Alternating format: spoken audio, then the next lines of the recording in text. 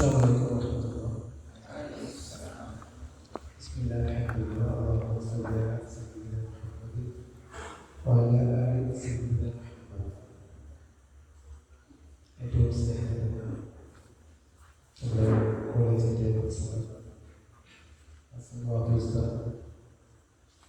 Union പ്രവർത്തകരെ, പ്രിയപ്പെട്ട വിദ്യാർത്ഥികളെ, ഞാൻ ഒരുപാട് നേരം സംസാരിക്കാൻ ഉദ്ദേശിക്കുന്നില്ല. ഒരു അരമണിക്കൂർ സംസാരം കൊണ്ട് കഴിഞ്ഞ് നിങ്ങളുടെ ചോദ്യങ്ങൾ ചോദിക്കാനുള്ള ഒരു അവസരം എന്ന രീതിയിലാണ് ഈ ഒരു സെഷൻ ഞാൻ നോക്കി കാണുന്നത്. നമ്മുടെ പുതിയൊരു സെമസ്റ്ററിന്റെ തുടക്കത്തിൽ പഠനത്തെക്കുറിച്ച് ആലോചിക്കാനാണ് ഇവിടെ ഒരുമിച്ച് കൂടിയിരിക്കുന്നത്.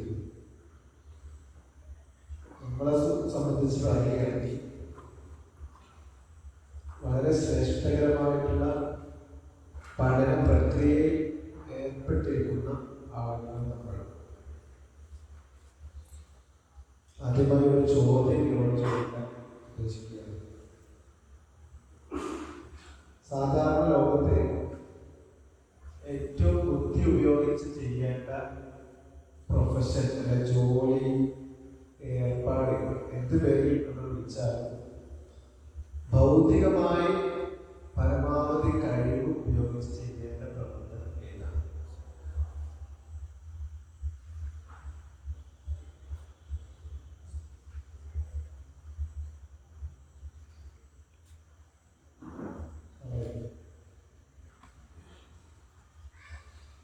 ഓക്കെ, നിങ്ങൾക്കൊക്കെ ആൻസർ ഉണ്ടാവും. പക്ഷെ ആൻസർ പറയാൻ നിങ്ങൾക്ക് പേടിയാണ്. കാരണം പറഞ്ഞാല് തെറ്റിപ്പോകുമോ എന്ന് ഭയം. ഞാനൊരു ഉപചോദ്യം ചോദിക്കാം.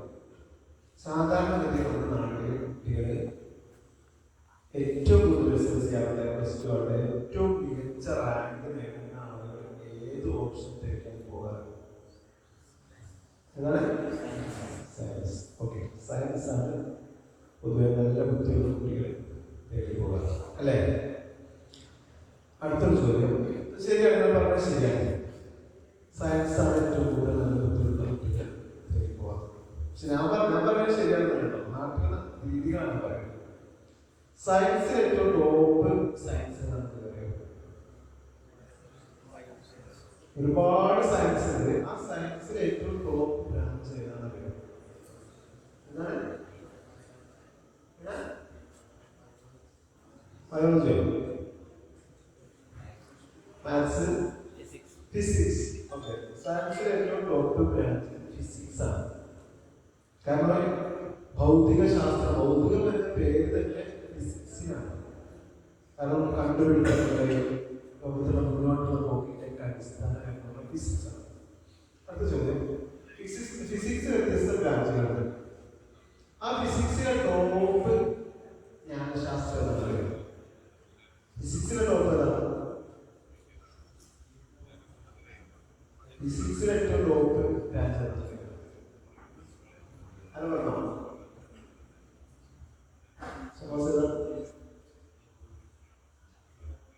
ഏതാണ്? ആരും പറയുന്നത് കുറെ പറഞ്ഞോളൂ. ആസ്ട്രോഫിസിക്സ്. ആസ്ട്രോഫിസിക്സ് ഫിസിക്സിലെ ടോപ്പ് ആസ്ട്രോഫിസിക്സ്. ഓക്കെ, അപ്പൊ ഇന്ത്യയിലും ലോകത്തൊക്കെയുള്ള ഏറ്റവും ബുദ്ധിയുള്ള കുട്ടികൾ തേടി പോകുന്ന വിജ്ഞാന ശാഖ ആസ്ട്രോഫിസിക്സ് ആണ്. അപ്പൊ അതുകൊണ്ടാണ് ഇന്ത്യയിലെ ISRO ജോലി കിട്ടി എന്ന് പറഞ്ഞാൽ ഭയങ്കര അഭിമാനം തോന്നുന്നത്. അതുപോലെ അമേരിക്കയിലെ നാസയിലാണ് ഇപ്പൊ അമേരിക്കയിലെ നാസയിലെ സയന്റിസ്റ്റ് എന്ന് പറഞ്ഞാൽ നമുക്ക് പറയാൻ ഭയങ്കര ഒരു അഭിമാനമായിരിക്കും, അല്ലേ? എന്റെ അമ്മാവന് നാസയിലെ സയന്റിസ്റ്റ് ആണെന്ന് പറയുമ്പോൾ നമുക്കൊരു രോമാഞ്ചാണ്. നാസ ISRO എന്ന് പറഞ്ഞ ആസ്ട്രോഫിസിക്സിന്റെ കൈകാര്യം ചെയ്യുന്ന വിഭാഗമാണ്. ക്ലിയറാണോ? അപ്പൊ ഞാൻ കോളേജിലെ വീട്ടിൽ പഠിക്കുന്ന സമയത്ത് അവിടെ ഒരു ശനിയാഴ്ച സമയത്ത് മൊത്തം നോക്കേ. അപ്പൊ ഞാൻ എന്താ സംഭവം വെച്ചത്? അപ്പൊ നമ്മുടെ കോളേജിൽ കൺസിഡറേഷൻ അതായത് പ്ലസ് ടു കഴിഞ്ഞ കുട്ടികൾക്ക് ഈ തിരുവനന്തപുരത്ത് വിക്രം സാരാഭായ് ഇൻസ്റ്റിറ്റ്യൂട്ടിലെ അവിടേക്ക് റോക്കറ്റ് സയൻസുമായി ബന്ധപ്പെട്ട ഒരു ബ്രാഞ്ചായിട്ടുള്ള 175 സീറ്റിലേക്ക് എൻട്രൻസ് എഴുതാൻ വന്ന +2 സയൻസ് പഠിച്ച 75,000 കുട്ടികളാണ് വന്നത്. 175 സീറ്റിലേക്ക് എത്ര ആളാവുന്നത്? 75,000 കുട്ടികൾ. അപ്പൊ ഇതിൽ നമുക്ക് മനസ്സിലാക്കുന്ന നാട്ടിൽ വിശ്വസിക്കപ്പെടുന്നത് സയൻസ് ആസ്ട്രോഫിസിക്സ് ഒക്കെ പഠിച്ച അതാണ് വലിയ സംഭവം എന്നാണ്. മനസ്സിലായോ? എന്നാൽ ഞാൻ പറയുന്നു അതല്ല ഏറ്റവും ബുദ്ധി ഉപയോഗിച്ച് ചെയ്യേണ്ട പ്രൊഫഷൻ. ഇതെന്താ? അതിനേക്കാളും ബുദ്ധി ഉപയോഗിച്ച് ചെയ്യേണ്ട പണിയുടെ പേരാണെന്ന് അറിയോ? മോലിയാർ പണി. ഒരു പണ്ഡിതൻ, ഒരു ഇസ്ലാമിക പണ്ഡിതൻ. ക്ലിയറായോ? ഈ പറഞ്ഞ ഇന്ത്യയിൽ ലോകത്തുള്ള ബുദ്ധിമാന്മാരെക്കാളും ബുദ്ധിമാരുടെ പണിയാണ് ഈ 2024 ഒരു ഇസ്ലാമിക പണ്ഡിതനാകുക എന്ന് പറയുന്നത്. എന്തുകൊണ്ട് ഞാൻ പറയട്ടെ. നിങ്ങളെ സംബന്ധിച്ച ആസ്ട്രോഫിസിക്സിൽ അഡ്മിഷൻ ലഭിച്ചാൽ അതിലെ സയന്റിസ്റ്റുകൾ എന്തിനെ കുറിച്ചാണ് പഠിച്ചുകൊണ്ടിരിക്കുന്നത്? എന്തിനെ കുറിച്ചാണ് പഠിക്കുക? ആസ്ട്രോഫിസിക്സ് എന്തിനെ കുറിച്ച് പഠിക്കാം? ആകാശത്തെ കുറിച്ച്, ബഹിരാകാശത്തെ കുറിച്ച്, സൂര്യനെ കുറിച്ച്, ചന്ദ്രനെ കുറിച്ച്, നക്ഷത്രങ്ങളെ കുറിച്ച്, സൗരയൂഥത്തെ കുറിച്ച്, അങ്ങനെ വലിയ വലിയ നക്ഷത്രങ്ങളെ, ചൊവ്വയെ കുറിച്ച്, ഇങ്ങനത്തെ കാര്യങ്ങളെ കുറിച്ചാണ് പഠനത്തിൽ കൊണ്ടിരിക്കുക. അപ്പൊ ചൊവ്വയിലേക്ക് ഒരു ഉപഗ്രഹം അയക്കാൻ പറ്റുമോ? ചന്ദ്രനിൽ വെള്ളമുണ്ടോ ഇല്ലേ? ഇങ്ങനത്തെ വലിയ കാര്യങ്ങളാണ് അവര് പഠനത്തിൽ എന്ന് പറഞ്ഞാൽ അവര് പഠനം നടത്തിക്കൊണ്ടിരിക്കുന്ന ഒബ്ജക്റ്റുകളാണ്. ഒരു വാൽനക്ഷത്രം ഒരാൾ ഒരു സയന്റിസ്റ്റ് കണ്ടുപിടിച്ചു. നമ്മളത് കാണുന്നില്ല. നമ്മൾ പറയാണ് അങ്ങനെ ഒരു വാൽനക്ഷത്രമില്ല എന്ന് നമ്മൾ നിഷേധിച്ചാൽ അവരെന്ത് ചെയ്യും? നിങ്ങൾ ലാബിലേക്ക് മൈക്രോസ്കോപ്പോ സ്റ്റെതസ്കോപ്പോ ഉപയോഗിച്ചുകൊണ്ട് ഇങ്ങനെ നോക്കാൻ പറ്റും. അപ്പൊ അവര് കാണിച്ചു തരുന്ന ആ സ്റ്റെതസ്കോപ്പിലൂടെ നോക്കിയാൽ നമുക്ക് എന്ത് കാണാൻ പറ്റും? നമ്മളെ കണ്ണുകൊണ്ട് കാണാൻ കഴിയാത്ത നക്ഷത്രങ്ങൾ കാണാൻ പറ്റൂലേ? അപ്പൊ അതൊന്ന് ഒബ്ജക്റ്റാണ്. അപ്പൊ ഞാൻ പറയുന്നത് അതിനേക്കാൾ ബുദ്ധി നമുക്ക് ഒരു ഇസ്ലാമിക പണ്ഡിതൻ വേണം. എന്തുകൊണ്ട്? ഇസ്ലാമിക പണ്ഡിതന്മാർക്ക് പറയാനുള്ള ഒബ്ജക്റ്റ് എന്ന് പറയുന്നത് മനുഷ്യന്മാർക്ക് കാണാൻ കഴിയുന്നതിന് അപ്പുറത്തുള്ള കാര്യങ്ങളാണ്. സൂറത്തുൽ ബഖറയിൽ മുഅ്മിനീങ്ങളെ കുറിച്ച് എന്താ പറയുന്നത്? അല്ലദീന യുഅ്മിനൂന ബിൽ ഗൈബ്. അദൃശ്യമായിട്ടുള്ള കാര്യങ്ങളെ കുറിച്ച് വിശ്വസിക്കുന്നവരാണ് വിശ്വാസികൾ. ഇപ്പൊ അല്ലാഹുണ്ട്, അതാണ് ലോകത്തെ ഏറ്റവും വലിയ ട്രൂത്ത് എന്ന് പറയുന്നത്. ലോകത്തെ ഏറ്റവും വലിയ സത്യം ഏതാ? ലോകത്തെ ഏറ്റവും വലിയ ഫണ്ടമെന്റലായിട്ടുള്ള സത്യം എന്ന് പറയുന്നത് ലോകത്തിലെ ഏറ്റവും വലിയ സത്യം. പക്ഷെ ഈ ലോകത്തിലെ ഏറ്റവും വലിയ സത്യം വിശ്വസിക്കാത്തവരാണ് ഭൂരിപക്ഷം. മനസ്സിലാക്കില്ലേ? പക്ഷെ ഈ വിശ്വസിക്കാത്ത ആളെ നമ്മൾ വിളിച്ചു, അവൻ പറയാൻ അതല്ല എന്ന് പറഞ്ഞാല് ഒരു വാല്യം നോക്കി അന്നാ കാണിച്ചു തരാൻ പറ്റുമോ? പറ്റില്ല. ഒരു ഇല്ലാത്ത നമ്മൾ കാണുന്നുകൊണ്ട് കാണാത്ത നക്ഷത്രത്തെ നമ്മൾ നിഷേധിച്ചാൽ ഒരു സയന്റിസ്റ്റ് ഈസി ആയിട്ട് ഒരു മനുഷ്യന്മാരുണ്ടാക്കിയ യന്ത്രത്തിന്റെ സഹായത്തോട് കൂടിയിട്ട് അതിനുണ്ടാക്കാൻ പറ്റും, കാണിച്ചു കൊടുക്കാൻ സാധിക്കും. പക്ഷേ ആത്മീയമായിട്ടുള്ള കാര്യങ്ങൾ, മതപരമായിട്ടുള്ള കാര്യങ്ങൾ, അള്ളാഹുവിനെ കുറിച്ചുള്ള കാര്യങ്ങൾ അതിനെളുപ്പത്തിൽ എന്താവാൻ പറ്റില്ല, കാണിച്ചു കൊടുക്കാൻ പറ്റില്ല. അപ്പൊ അതിനെന്ത് വേണം? ഒരു ISRO നാസയിലുള്ള സയന്റിസ്റ്റിനേക്കാൾ വലിയ ബുദ്ധി ആർക്കുണ്ടാവണം? ഒരു ഇസ്ലാമിക പണ്ഡിതൻ ഉണ്ടാവണം. രവിചന്ദ്രൻ പറയുന്നു, രവിചന്ദ്രൻ ഉൾപ്പെടെയുള്ള നാസ്തികർ ബുദ്ധിവാദികൾ പറയാൻ ഒന്നല്ല, നമ്മളൊന്നുണ്ട്. പിന്നെയോ പറയുന്നതല്ല, കാര്യമില്ല. ബുദ്ധി ഉപയോഗിച്ചുകൊണ്ട് നമ്മൾ സമർത്ഥിക്കേണ്ടത്. അപ്പൊ ഞാൻ പറയുന്നത് ലോകത്തെ ഏറ്റവും ബുദ്ധിയുള്ള കുട്ടികൾ പഠിക്കേണ്ട പണിയാണെന്നല്ലോ. ഇസ്ലാമിക വിദ്യാഭ്യാസം. അതുകൊണ്ടാണ് നിങ്ങളൊക്കെ എൻട്രൻസ് എത്തിയത്. മനസ്സിലായോ? ഇനി ഏത് തരത്തിലുള്ള ഇസ്ലാമിക ശ്രദ്ധിക്കില്ല, ഓരോ നിർത്തിയായിട്ട് എല്ലാവരും കാണിച്ചാൽ ഞാൻ നിർത്തിക്കൊള്ളു.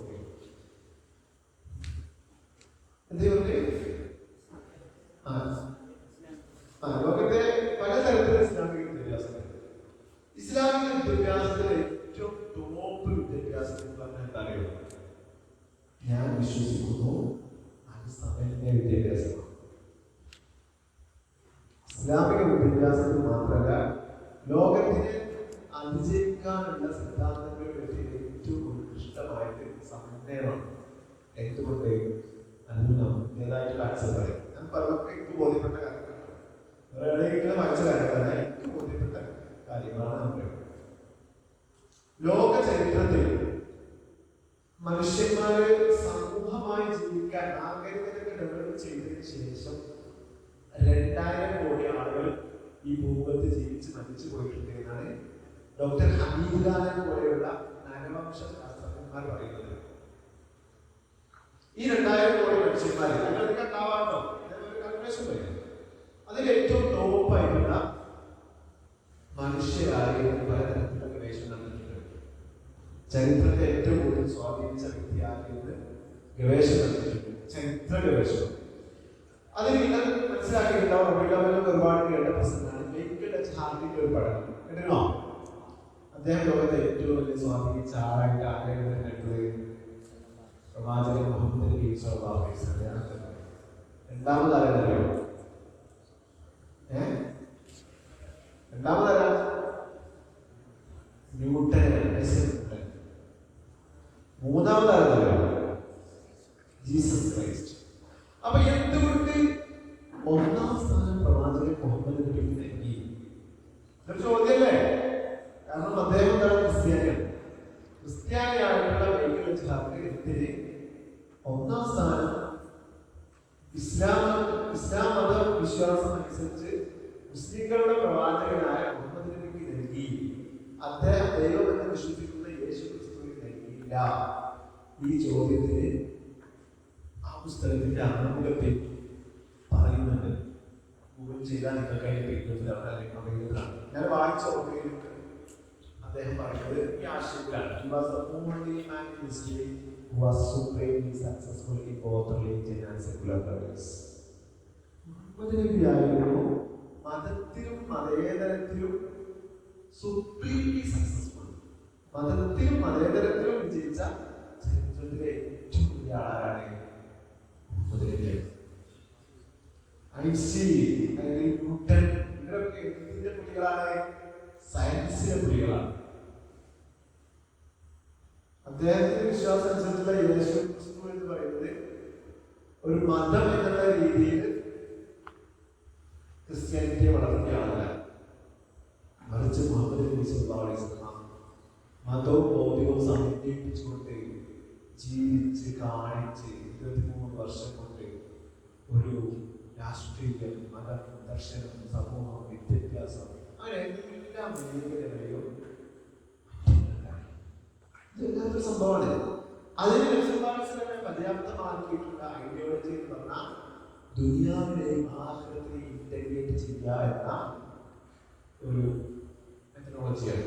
അപ്പൊ നിങ്ങൾ ആഫി കോളേജിലൊക്കെ പഠിക്കുന്ന കുട്ടികൾ എന്ന അർത്ഥത്തിൽ നിങ്ങൾ ലോകത്തെ സ്വാധീനിക്കാൻ കഴിയുന്ന ഒരു ടൂൾ നിങ്ങളുടെ മനസ്സിൽ നിങ്ങൾ ഉണ്ടാക്കുന്ന ആളുകളാണ്.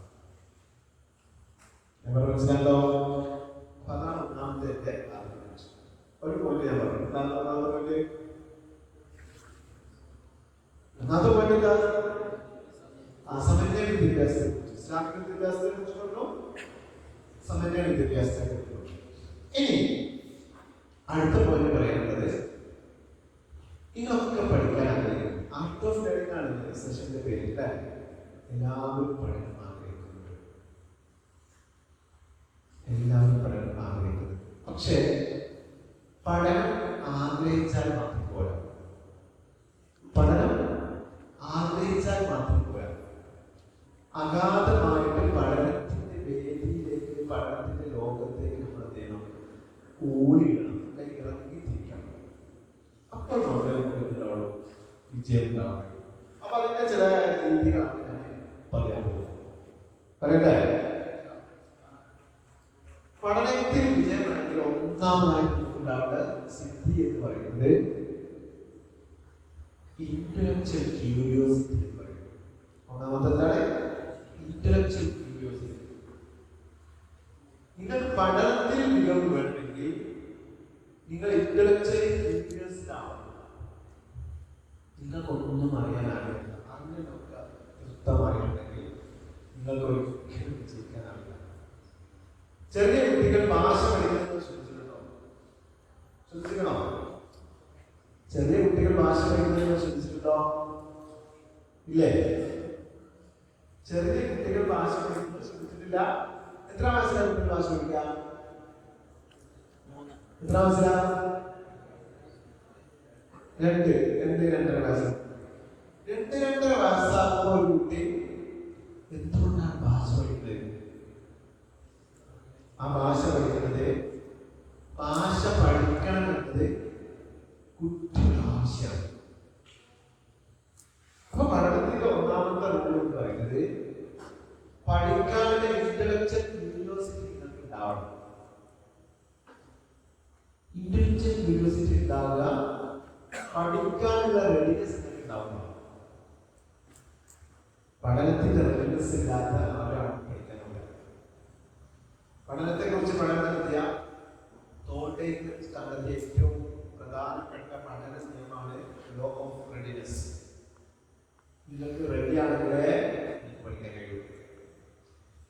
ഇംഗ്ലീഷിൽ ഒരു പ്രോവർബ് പറയാറുണ്ട്, നിങ്ങൾക്ക് വേണമെങ്കിൽ 30 കുതിരകളെ വെള്ളം കുടിക്കാനായി പുഴയുടെ തീരത്തേക്ക് കൊണ്ടുപോകാം. പക്ഷെ നിങ്ങൾ 30 പേര് കരുതിയാലും ഒരു കുതിരയെ വെള്ളം കുടിപ്പിക്കാനാവില്ല. കുതിര വിചാരിക്കുന്നത് വരെ. മനസ്സിലായോ? അപ്പൊ ഉസ്താദുമാര്, മാനേജ്മെന്റ്, ബാപ്പ, ഉമ്മ, നാട്ടുകാര്, ബാഫി കോളേജ്, CIC എന്തോട്ടെ അവരൊന്നും വിചാരിച്ചാല് നിങ്ങൾക്ക് പഠിക്കാനാവില്ല. ആര് വിചാരിക്കണം? നിങ്ങൾ വിചാരിക്കണം. അപ്പൊ അതുകൊണ്ട് പഠനത്തിന് ഇന്റലക്ച്വൽ ക്യൂരിയോസിറ്റി ഡെവലപ്പ് ചെയ്യാനുള്ള പ്രധാനപ്പെട്ട കാര്യം നമ്മൾ റെഡിയാക്കുന്നതാണ്. ഇപ്പൊ ഞാൻ സദസ്സിലിരിക്കുന്ന സമയത്ത് 7 പേര് ഒഴികെയുള്ള ഏകദേശം ബാക്കി എല്ലാവരും ശ്രദ്ധിക്കുന്നുണ്ട്. ഞാൻ ജസ്റ്റ് ഇങ്ങനെ നോക്കിയപ്പോ 7 ആൾക്കാർ ഒഴികെയുള്ള എല്ലാവരും ശ്രദ്ധിക്കുന്നുണ്ട്. 7 ആൾക്കാർ പേരെ പറയണോ? ഇപ്പൊ എനിക്കാണ് ശ്രദ്ധിക്കുന്നത്. എന്താണ് നമുക്കൊരു ശ്രദ്ധിക്കണം എന്നുള്ള റെഡിനെസ് ഉണ്ടാവുമ്പേ നമ്മളൊരു കാര്യത്തിൽ ശ്രദ്ധിക്കുള്ളൂ. ബ്ലാങ്ക് ആയിട്ട് എന്താവില്ല, ശ്രദ്ധിക്കൂല. ഇവിടെ ഇരിക്കുന്ന സമയത്ത് ഇവിടെ ഒരുപാട് ചിത്രങ്ങൾ കാണുന്നു. നിങ്ങൾ ഈ പരിപാടി കഴിഞ്ഞ് പോയാൽ ഇവിടെ എത്ര ഇരുന്നാലും നിങ്ങൾ ഇത് അതിനെ കുറിച്ച് ചോദിച്ചു വെച്ചാൽ നിങ്ങൾക്ക് ആൻസർ കിട്ടുക. പക്ഷേ ഞാൻ ചോദിക്കുകയാണ്, ഇവിടെ എഴുതിയ അറബിക് ആൽഫബറ്റിൽ താഴെ പറയുന്നവയിൽ ഏത് ആൽഫബറ്റായി ഇല്ലാത്തത് എന്ന് ഞാനൊരു ചോദ്യം ചോദിക്കും പറഞ്ഞാൽ നിങ്ങളോടൊക്കെ ശ്രദ്ധ കൊണ്ടുപോകും, ആ ഭാഗത്തേക്ക് പോകും. മനസ്സിലായോ? അപ്പൊ അതുകൊണ്ട് നമുക്ക് ഇന്റലക്ച്വൽ ക്യൂരിയോസിറ്റിയും റെഡിനെസ്സും ഉണ്ടാകുമ്പോഴേ നമുക്കൊരു കാര്യം ചെയ്യാൻ തോന്നുകയും. എല്ലാവരും നേരിടുന്നത് ചെറിയൊരു ആക്ടിവിറ്റി തരുന്നല്ലേ? ഞാൻ പറയുമ്പോൾ ചെയ്യാം, അതുപോലെ ചെയ്യണം.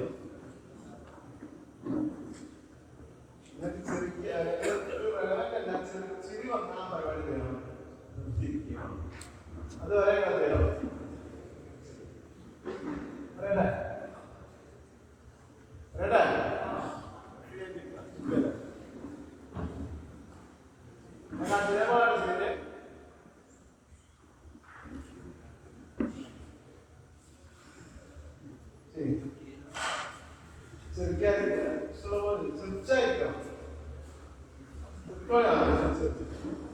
ഉത്സാഹപ്പെടുത്തണം.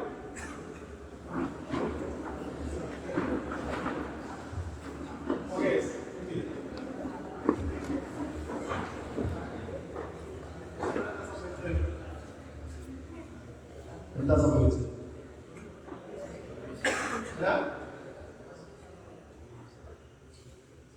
എന്തുകൊണ്ടാണ് നിങ്ങളത് കംപ്ലീറ്റ് ചെയ്യാൻ പറ്റാത്തത്? എന്തുകൊണ്ടാ? നമുക്ക് എന്താ ചെയ്യുന്നത് ഒരു ഐഡിയ ഇല്ല. എന്താ ചെയ്യുന്നത് നമുക്കൊരു ഐഡിയ ഇല്ല. നമ്മളൊരു ഭക്ഷണം തലകഴിക്കുന്ന സമയത്ത് അതൊന്ന് സങ്കല്പിച്ചു നോക്കി. ആ ഒരു ആവശ്യം തന്നെ നിങ്ങൾ ചെയ്യുന്നത്. പക്ഷെ നമുക്ക് ലക്ഷ്യം ഉണ്ടാകുന്ന സമയത്ത് നമുക്കൊരു കാര്യം ചെയ്യാൻ കഴിയും. അല്ലാത്ത സമയത്ത് ആരും ചെയ്യാൻ കഴിയില്ല. അപ്പൊ ആർട്ട് ഓഫ് ലേണിംഗിന്റെ ഒന്നാമത്തെ തിയറി എന്ന് പറഞ്ഞാൽ ഇന്റലക്ച്വൽ ക്യൂരിയോസിറ്റി. ഇന്റലക്ച്വൽ ഇല്ലാത്തത്തോളം ക്യൂരിയസ് ആണെങ്കിൽ എന്താണ് പ്രധാനം? അതിന് ഇന്നത്തെ ഉസ്താദുമാരോ നാട്ടുകാരോ ഉമ്മയോ എന്നല്ല, ആദ്യമായിട്ട് നിങ്ങളുടെ ഉള്ളിൽ എന്ത് ചെയ്യണം? ഒരു തീ കത്തണം. അങ്ങനെ തീ കത്തുമ്പോൾ നമ്മൾ ചെയ്യുന്ന പ്രവർത്തനങ്ങൾക്ക് നമ്മൾ മാറ്റണം. മറ്റുള്ളവർ നമ്മുടെ പ്രവർത്തനങ്ങൾക്ക് മാർക്കുന്നതിനേക്കാൾ വലിയ മാർക്ക് നിങ്ങളുടെ പ്രവർത്തനങ്ങൾക്ക് മാർക്കലാണ്. അത് നമുക്ക് എൻജോയ്മെന്റ് ഉണ്ടാകും. ഞാനൊരു കഥ പറയാം. ഒരിക്കൽ ഒരു കണക്ക് മാഷ്, റിട്ടയർഡ് ആയിട്ടുള്ള ഒരു കണക്ക് മാഷ് മനോഹരമായിട്ടുള്ള ഒരു പൂന്തോട്ടം ഉണ്ടാക്കി. ആ പൂന്തോട്ടത്തിന്റെ അടുത്ത് ഒരു UP സ്കൂളുണ്ട്. UP സ്കൂൾ വിട്ട് പോകുന്ന കുട്ടികളൊക്കെ എല്ലാ ദിവസവും ചെയ്യും മത്സരിച്ച് പൂന്തോട്ടത്തിലെ കല്ലെറിയും. അപ്പോ കണ്ടുമാശ അവരോട് പറഞ്ഞു, മക്കളെ ഞാൻ വളരെ സ്നേഹത്തോടുകൂടി പരിപാലിച്ചുണ്ടാക്കുന്ന പൂന്തോട്ടാണ്, നിങ്ങൾ ആരും കല്ലെറിയരുത്.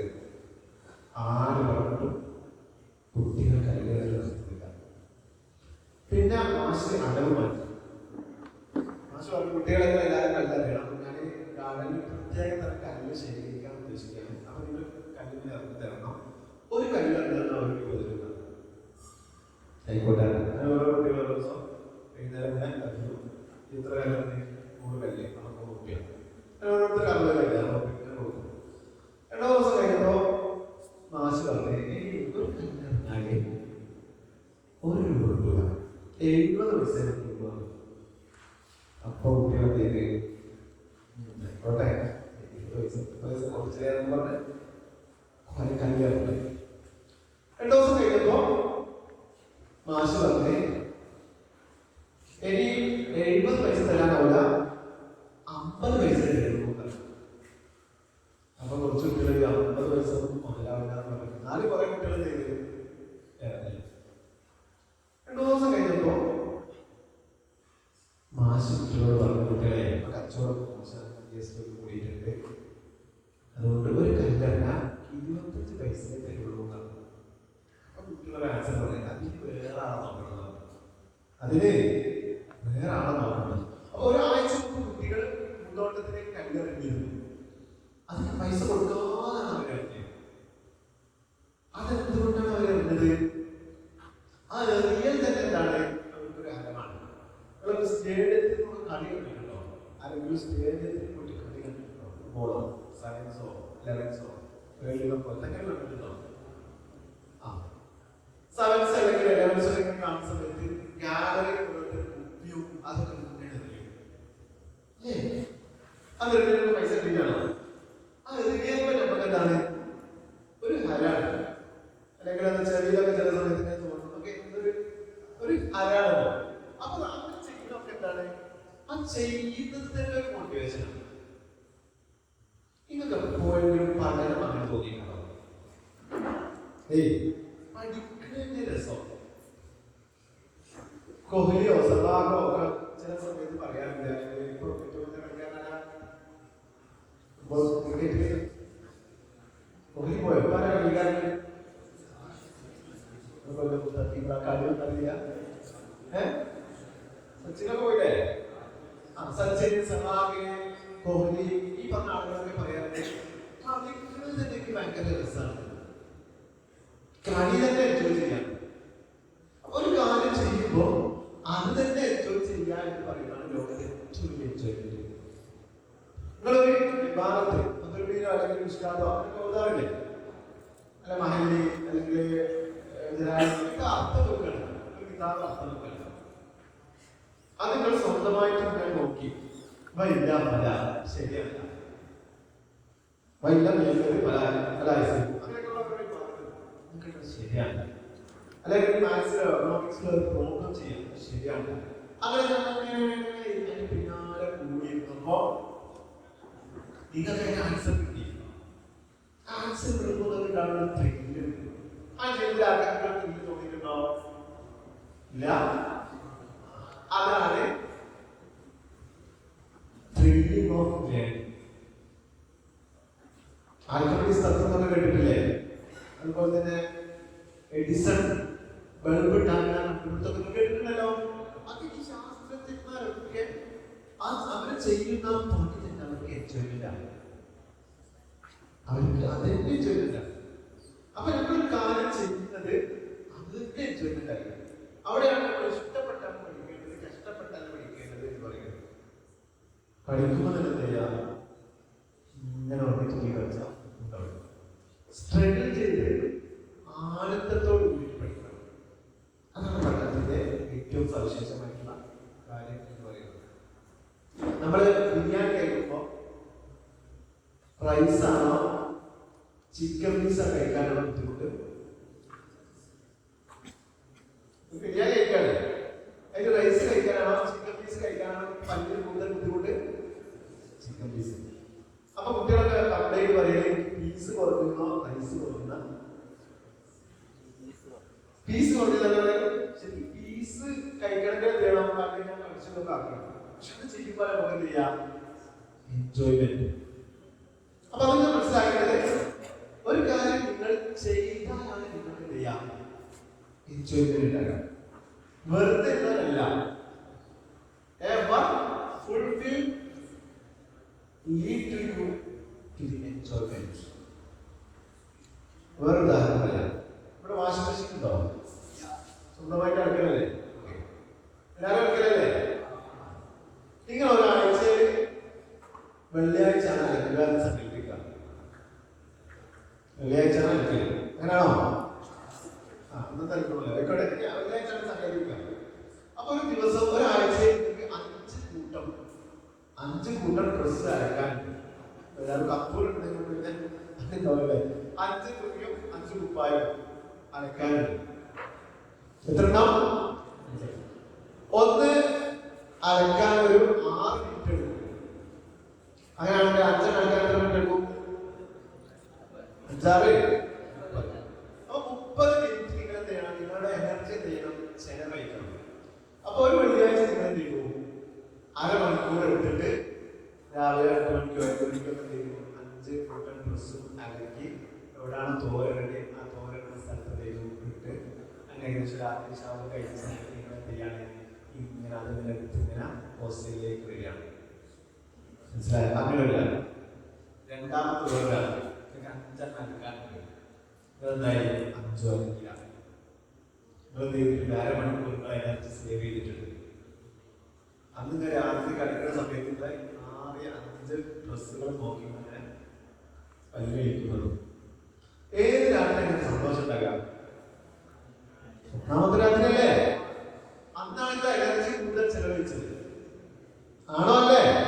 അപ്പൊ നമ്മൾ എത്രത്തോളം എനർജി അങ്ങോട്ട് കൊടുക്കുന്നോ അതിനനുസരിച്ചാണ് നമുക്ക് സന്തോഷം ഉണ്ടാകുക. ഫ്രീ ആയിട്ട് ഇരുന്നാൽ നമുക്ക് എന്തുണ്ടാവില്ല, സന്തോഷം ഉണ്ടാവില്ല. അപ്പൊ നിങ്ങൾ 6 വർഷം 5 വർഷം 4 വർഷം 3 വർഷം 2 വർഷമൊക്കെ ഈ കോളേജിൽ കോഴ്സ് കഴിഞ്ഞ് പൂർത്തിയാക്കാൻ ഉള്ളവർ 6 മാസം ഉള്ളവരൊക്കെ ഉണ്ട്. അവരൊക്കെ ആലോചിക്കാൻ പോയി. ഇനി ആലിയക്കാർ 6 മാസം കൂടെ ഉള്ളൂ. ആലിയ റബിക്കാർ അലിയ ഫൈനൽ 6 മാസം. അതിന്റെ താഴെയുള്ളവർക്ക് 1.5 വർഷം. അതിന്റെ താഴെയുള്ളവർക്ക് 2.5 വർഷം, 3.5 വർഷം, 4 വർഷം, 5 വർഷം. ഈ സമയങ്ങളിൽ നിങ്ങൾ എങ്ങനെ ജീവിക്കുന്നോ അതാണ് നിങ്ങൾ. അറബികൾ പറയാറുണ്ട് സമയം വാളാണ്. സമയം വാളാണ്. നിങ്ങൾ അതിനെ വെട്ടുന്നില്ലെങ്കിൽ അത് നിങ്ങൾ വെട്ടിവെക്കും. നിങ്ങൾ സമയത്തെ ഡീൽ ചെയ്യുന്നില്ലെങ്കിൽ നിങ്ങളെ സമയം വെട്ടിവെക്കും. അപ്പൊ നമ്മുടെ ജീവിതത്തിൽ ഏറ്റവും പ്രധാനപ്പെട്ട കാര്യം സമയത്തെ ഉപയോഗപ്പെടുത്തുന്നതാണ്. ഏറ്റവും പ്രധാനപ്പെട്ട. അപ്പൊ പഠനത്തിൽ ഒന്നാമത്തെ തീയതി പറഞ്ഞു ഇന്റലക്ച്വൽ ക്യൂരിയോസിറ്റിയാണ്. രണ്ടാമത് ഓർഗനൈസ്ഡ് ബിഹേവിയറാണ്. പഠനത്തിൽ വിജയിച്ച ആൾക്കാരൊക്കെ ശ്രദ്ധിച്ചു നോക്കി, അവർ ഓർഗനൈസ്ഡ് ആയി. എന്റെ അഭിപ്രായങ്ങളാണ് പറയുന്നത്. എനിക്ക് ബോധ്യപ്പെട്ട കാര്യങ്ങളാണ് ഞാൻ പറയുന്നത്. ഏതൊരു വിജ്ഞാന ശാഖയും പൂർത്തീകരിച്ച ആളുകൾ ഫോട്ടോ പെട്ടെന്ന് എടുത്ത് ഞാൻ കുറച്ച് കാര്യം പറയാം. ഈ സദസ്സിന്റെ ഓർഡറൊക്കെ മാറ്റാൻ ഫോട്ടോ കഴിഞ്ഞോ? ഏതൊരു വിജ്ഞാന ശാഖയും പൂർത്തീകരിച്ച ആളുകൾ രണ്ട് തരത്തിലുണ്ടാവും.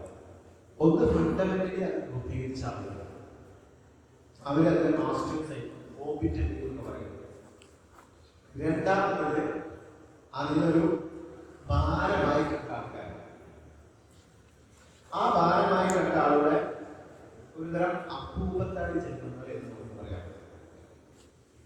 മനസ്സിലായോ? അത് മെഡിസിനുണ്ട്, എഞ്ചിനീയറിംഗിലുണ്ട്, സയൻസിലുണ്ട്, ഹ്യൂമൻ സയൻസിൽ എല്ലാത്തിലും ഉണ്ട്. ഹാർവാർഡ് പഠിച്ചാലും ഓക്സ്ഫോർഡ് പഠിച്ചാലും എവിടെ പഠിച്ചാലും ശരി, നിങ്ങൾ പഠനത്തിന്റെ ഫണ്ടമെന്റൽ പ്രിൻസിപ്പിളിനോട് നീതി പുലർത്തിയോ നിങ്ങൾ അതിൽ കോമ്പിറ്റന്റ് ആവും. അതെന്തെങ്കിലോ നിങ്ങൾ ഒരുതരം ഐഡന്റിറ്റി ക്രൈസിസ് നേരിടുന്ന ആൾക്കാരാണ്. അവരാണ്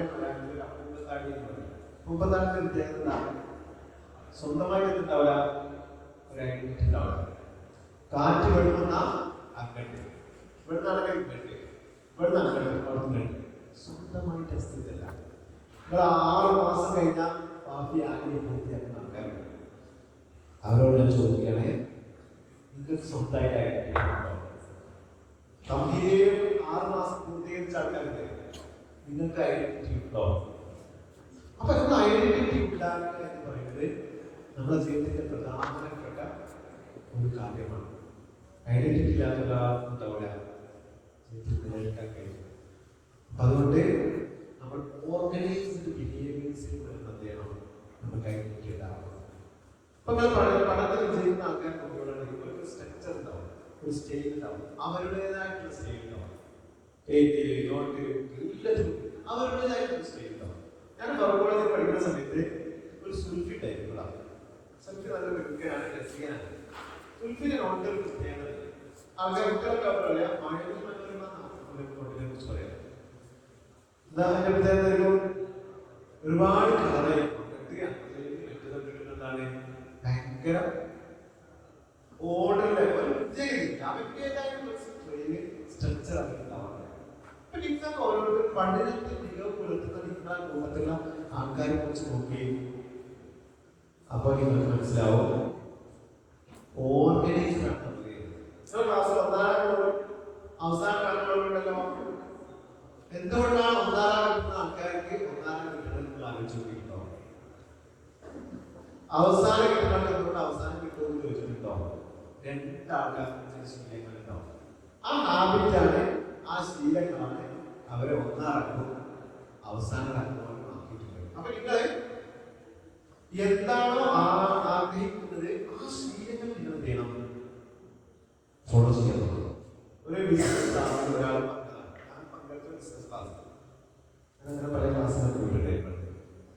അപ്പൊ കോടീശ്വരനാവാൻ ആഗ്രഹിക്കുന്ന ആളോട് ഒരാൾ പങ്കെടുത്ത ഉപദേശം നിങ്ങൾ ദൈവമാണ്. കൊച്ചിയിലെ ലുമാനിൽ പോയിട്ട് അവിടെ 2ാമത്തെ ഫ്ലോറിൽ ഒരു ഹോട്ടൽ, വലിയ പൈസക്കാരൻ പുറത്ത് പോകുന്ന ഹോട്ടൽ, ഒരു ചായക്ക് 200 രൂപ കൊടുക്കണം, അങ്ങനത്തെ ഹോട്ടൽ. മനസ്സിലായില്ലേ? അവിടെ പോയിട്ട് ചെയ്യണം നിങ്ങൾ ഒരാഴ്ച 3 ദിവസം നോക്കി ചായ കുടിച്ച് എന്നിട്ട് അവിടെ ഏത് തരത്തിലുള്ള ആൾക്കാരാണ് അവിടെ വരുന്നത് നോക്കണം, അവരെ നിരീക്ഷിക്കണം. ഒരു ദിവസം ഒരു ചായ 250 രൂപയുള്ള ഹോട്ടലിലേക്ക് ഏതൊരു ആൾക്കാരെ പോവുക? സാധാരണക്കാരൻ പോവോ? 10 രൂപയിലേക്ക് കഥ പറയുന്നത് 10 രൂപ ദിവസം പറയാൻ വേണ്ടി പോകും. അവിടെ മാത്രം വരുന്ന ആളുകളുണ്ടാവും. അവരുടെ ഹാബിറ്റ്സ്, അവരുടെ ശീലങ്ങൾ, അവരെങ്ങനെയാണ് ബിഹേവ് ചെയ്യുന്നത്, അവരെങ്ങനെ ഡീൽ ചെയ്യുന്നു, അവരെങ്ങനെ സംസാരിക്കുന്നു, അവരുടെ ബോഡി ലാംഗ്വേജ് എടുത്ത് മനസ്സിലാക്കാൻ നമുക്ക് മനസ്സിലാക്കി. നിങ്ങൾ കണ്ടാൽ തന്നെ നല്ലൊരു സൈക്കോളജിസ്റ്റിന് നിങ്ങൾ എന്തെങ്കിലും മനസ്സിലാക്കാൻ സാധിക്കും. എനിക്ക് കുറെ ആൾക്കാരെ കാണുമ്പോൾ മനസ്സിലാക്കുക. അവർ നിങ്ങളെങ്ങനെ ഇരിക്കുന്നു, നിങ്ങളെങ്ങനെ പെരുമാറുന്നു, നിങ്ങൾ എന്തെങ്കിലും ചിന്തിക്കുന്നു എന്നൊക്കെ നിങ്ങൾ പെട്ടെന്ന് മനസ്സിലാക്കണം. നെപ്പോളിയൻ ബോണപ്പാർട്ടിനെ കേട്ടോ? നെപ്പോളിയൻ ബോണപ്പാർട്ട് 7ാം ക്ലാസ്സിൽ പഠിക്കുന്ന സമയത്ത് തന്നെ ആ 7ാം ക്ലാസ്സിൽ പഠിക്കുന്ന കുട്ടിയുടെ അന്നത്തെ കാലഘട്ടത്തിൽ ഭൂപടങ്ങളുണ്ടായിരുന്നു. എങ്ങനെ ഫ്രാൻസിൽ നിന്ന് ഇറ്റലിയിലേക്കാം, യൂറോപ്പ് അമേരിക്കയിലേക്കാം, എങ്ങോട്ടാണ് ഈജിപ്തിലേക്ക് പോവാ, ഇങ്ങനെ അതിൻ്റെതായിട്ട് ആ കുട്ടിയുടേതായിട്ടുള്ള രീതിയിലുള്ള ഒരു ഭൂപടമൊക്കെ അദ്ദേഹത്തിന്റെ നെപ്പോളിയൻ എന്ന കുട്ടിയുടെ 7ാം ക്ലാസ്സിൽ പഠിക്കുന്ന സമയത്തുള്ള നോട്ട്ബുക്കിൽ കണ്ടെത്തി. അപ്പൊ നിങ്ങൾ ഇപ്പൊ തന്നെ വിജയിക്കാൻ പോകുന്നവരാണെങ്കിൽ അതിന്റെ ലക്ഷണങ്ങൾ കാണിച്ചിട്ടുണ്ട്. ഒരു ദിവസം വിജയിക്കൂല, അതൊക്കെ ശരാശരി നല്ല ശീലങ്ങൾ ചെയ്യണം. അപ്പൊ എല്ലാവരും കഴിഞ്ഞിട്ട്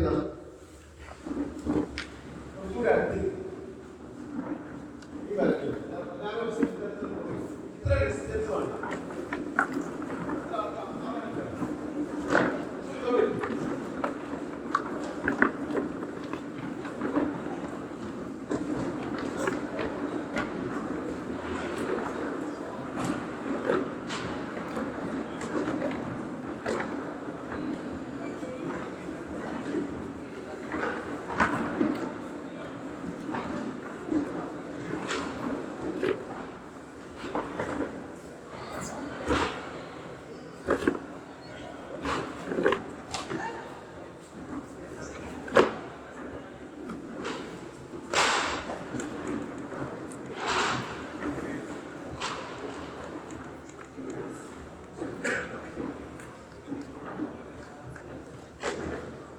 അപ്പൊ ഒന്നാമത്തെ കാര്യം പറഞ്ഞു, നമ്മൾ ഇന്റലക്ച്വലി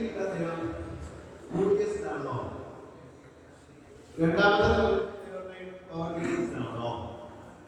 ഇതാണ് വിജയിച്ച കെമിസ്ട്രി ഓഫ് ലേണിംഗ്, അല്ലെങ്കിൽ എന്താണ് വിജയത്തിന്റെ സൈക്കോളജി എന്നൊക്കെ പറയുന്നത്. പഠനത്തിന്റെ വിജയിച്ച ആൾക്കാരുടെ ലക്ഷണങ്ങളാണ് പറയുന്നത്. മൂന്നാമത്തെ കാര്യം പറയാം, നിങ്ങൾ ഏതൊരു സംവിധാനത്തിലും പഠിക്കുകയാണെങ്കിൽ അഡാപ്റ്റബിലിറ്റി നിങ്ങൾക്ക് ഇല്ലെങ്കിൽ നിങ്ങൾക്ക് വിജയിക്കാൻ കഴിയില്ല. ഈ ഫോണിൽ ചാർജ് കയറുന്നത് വേണം, ഇതിന് പറ്റിയ അഡാപ്റ്റർ റെഡിയാവും. അപ്പൊ ഇത് ചാർജ് കയറും. എല്ലാ ചാർജറും പിടിച്ചതുപോലെ ഇതിൽ ചാർജ് കയറില്ല. അപ്പൊ നിങ്ങൾ ഏത് കോളേജിൽ പഠിക്കുകയാണെങ്കിലും അവിടെയുള്ള കാര്യങ്ങളോട് നിങ്ങൾക്ക് ചെയ്യണം, അഡാപ്റ്റബിൾ ആയിരിക്കണം. അല്ലെങ്കിൽ നിങ്ങൾക്ക് ഒന്നും കയറാറില്ല. നിങ്ങൾ കോളേജ് അവിടെ LKG മുതൽ യൂണിവേഴ്സിറ്റി അവിടെ നിങ്ങൾ അവിടെ ഉള്ളതുമായിട്ട് അഡാപ്റ്റബിൾ അല്ലെങ്കിൽ നിങ്ങൾ സമയം പാഴാക്കണം. പ്ലസ് വൺ കഴിഞ്ഞ് നിങ്ങൾ അഡാപ്റ്റബിൾ അല്ലെങ്കിൽ ഇന്ത്യൻ പോകുന്നതാണ്.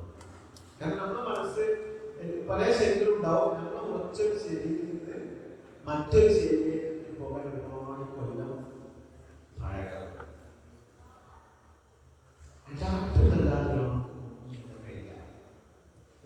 മനസ്സിലാലോ? മനസ്സിലല്ലേ? അഡാപ്റ്റബിൾ ആളുകൾ പറഞ്ഞാൽ നിങ്ങൾക്ക് ഒരു സംവിധാനത്തിൽ അല്ലെങ്കിൽ ഒരു കോളേജിൽ ഒരു സിസ്റ്റത്തിൽ അല്ലെങ്കിൽ എന്തുമായിക്കോട്ടെ, യൂണിവേഴ്സിറ്റി ആണെങ്കിലും എന്തോ നിങ്ങൾക്കായി അഡാപ്റ്റബിലിറ്റി ഇല്ലെങ്കിൽ നിങ്ങൾ മനസ്സിലാക്കുന്നവരാകും. ഒരാള് പോയി കോഴിക്കോട് പഠിക്കുന്ന നല്ല പഠിക്കുന്ന കുട്ടികളെ അവർക്ക് താല്പര്യമുള്ള അവരുടെ അച്ഛനെ കേൾക്കുന്നത് മകൻ നല്ല മകൾ ഡോക്ടറാണെന്നുള്ള ആഗ്രഹം അവന് താല്പര്യമുള്ള ഭയങ്കര ബുദ്ധിമാനാണ്. പക്ഷെ അവരുടെ മനസ്സിലുണ്ടാവില്ല, നല്ലൊരു ബോധമുണ്ടാവില്ല.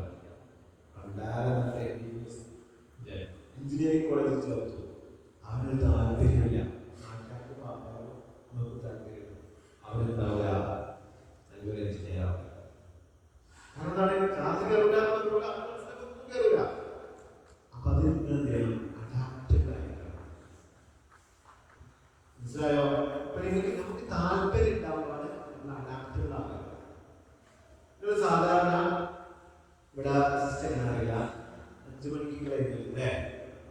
5 മണിക്ക് ഒറ്റയ്ക്ക് എഴുതുന്ന ആൾക്കാരുണ്ടാവും.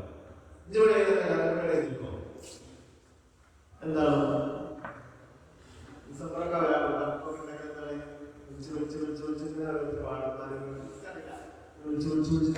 വിളിക്കണേ.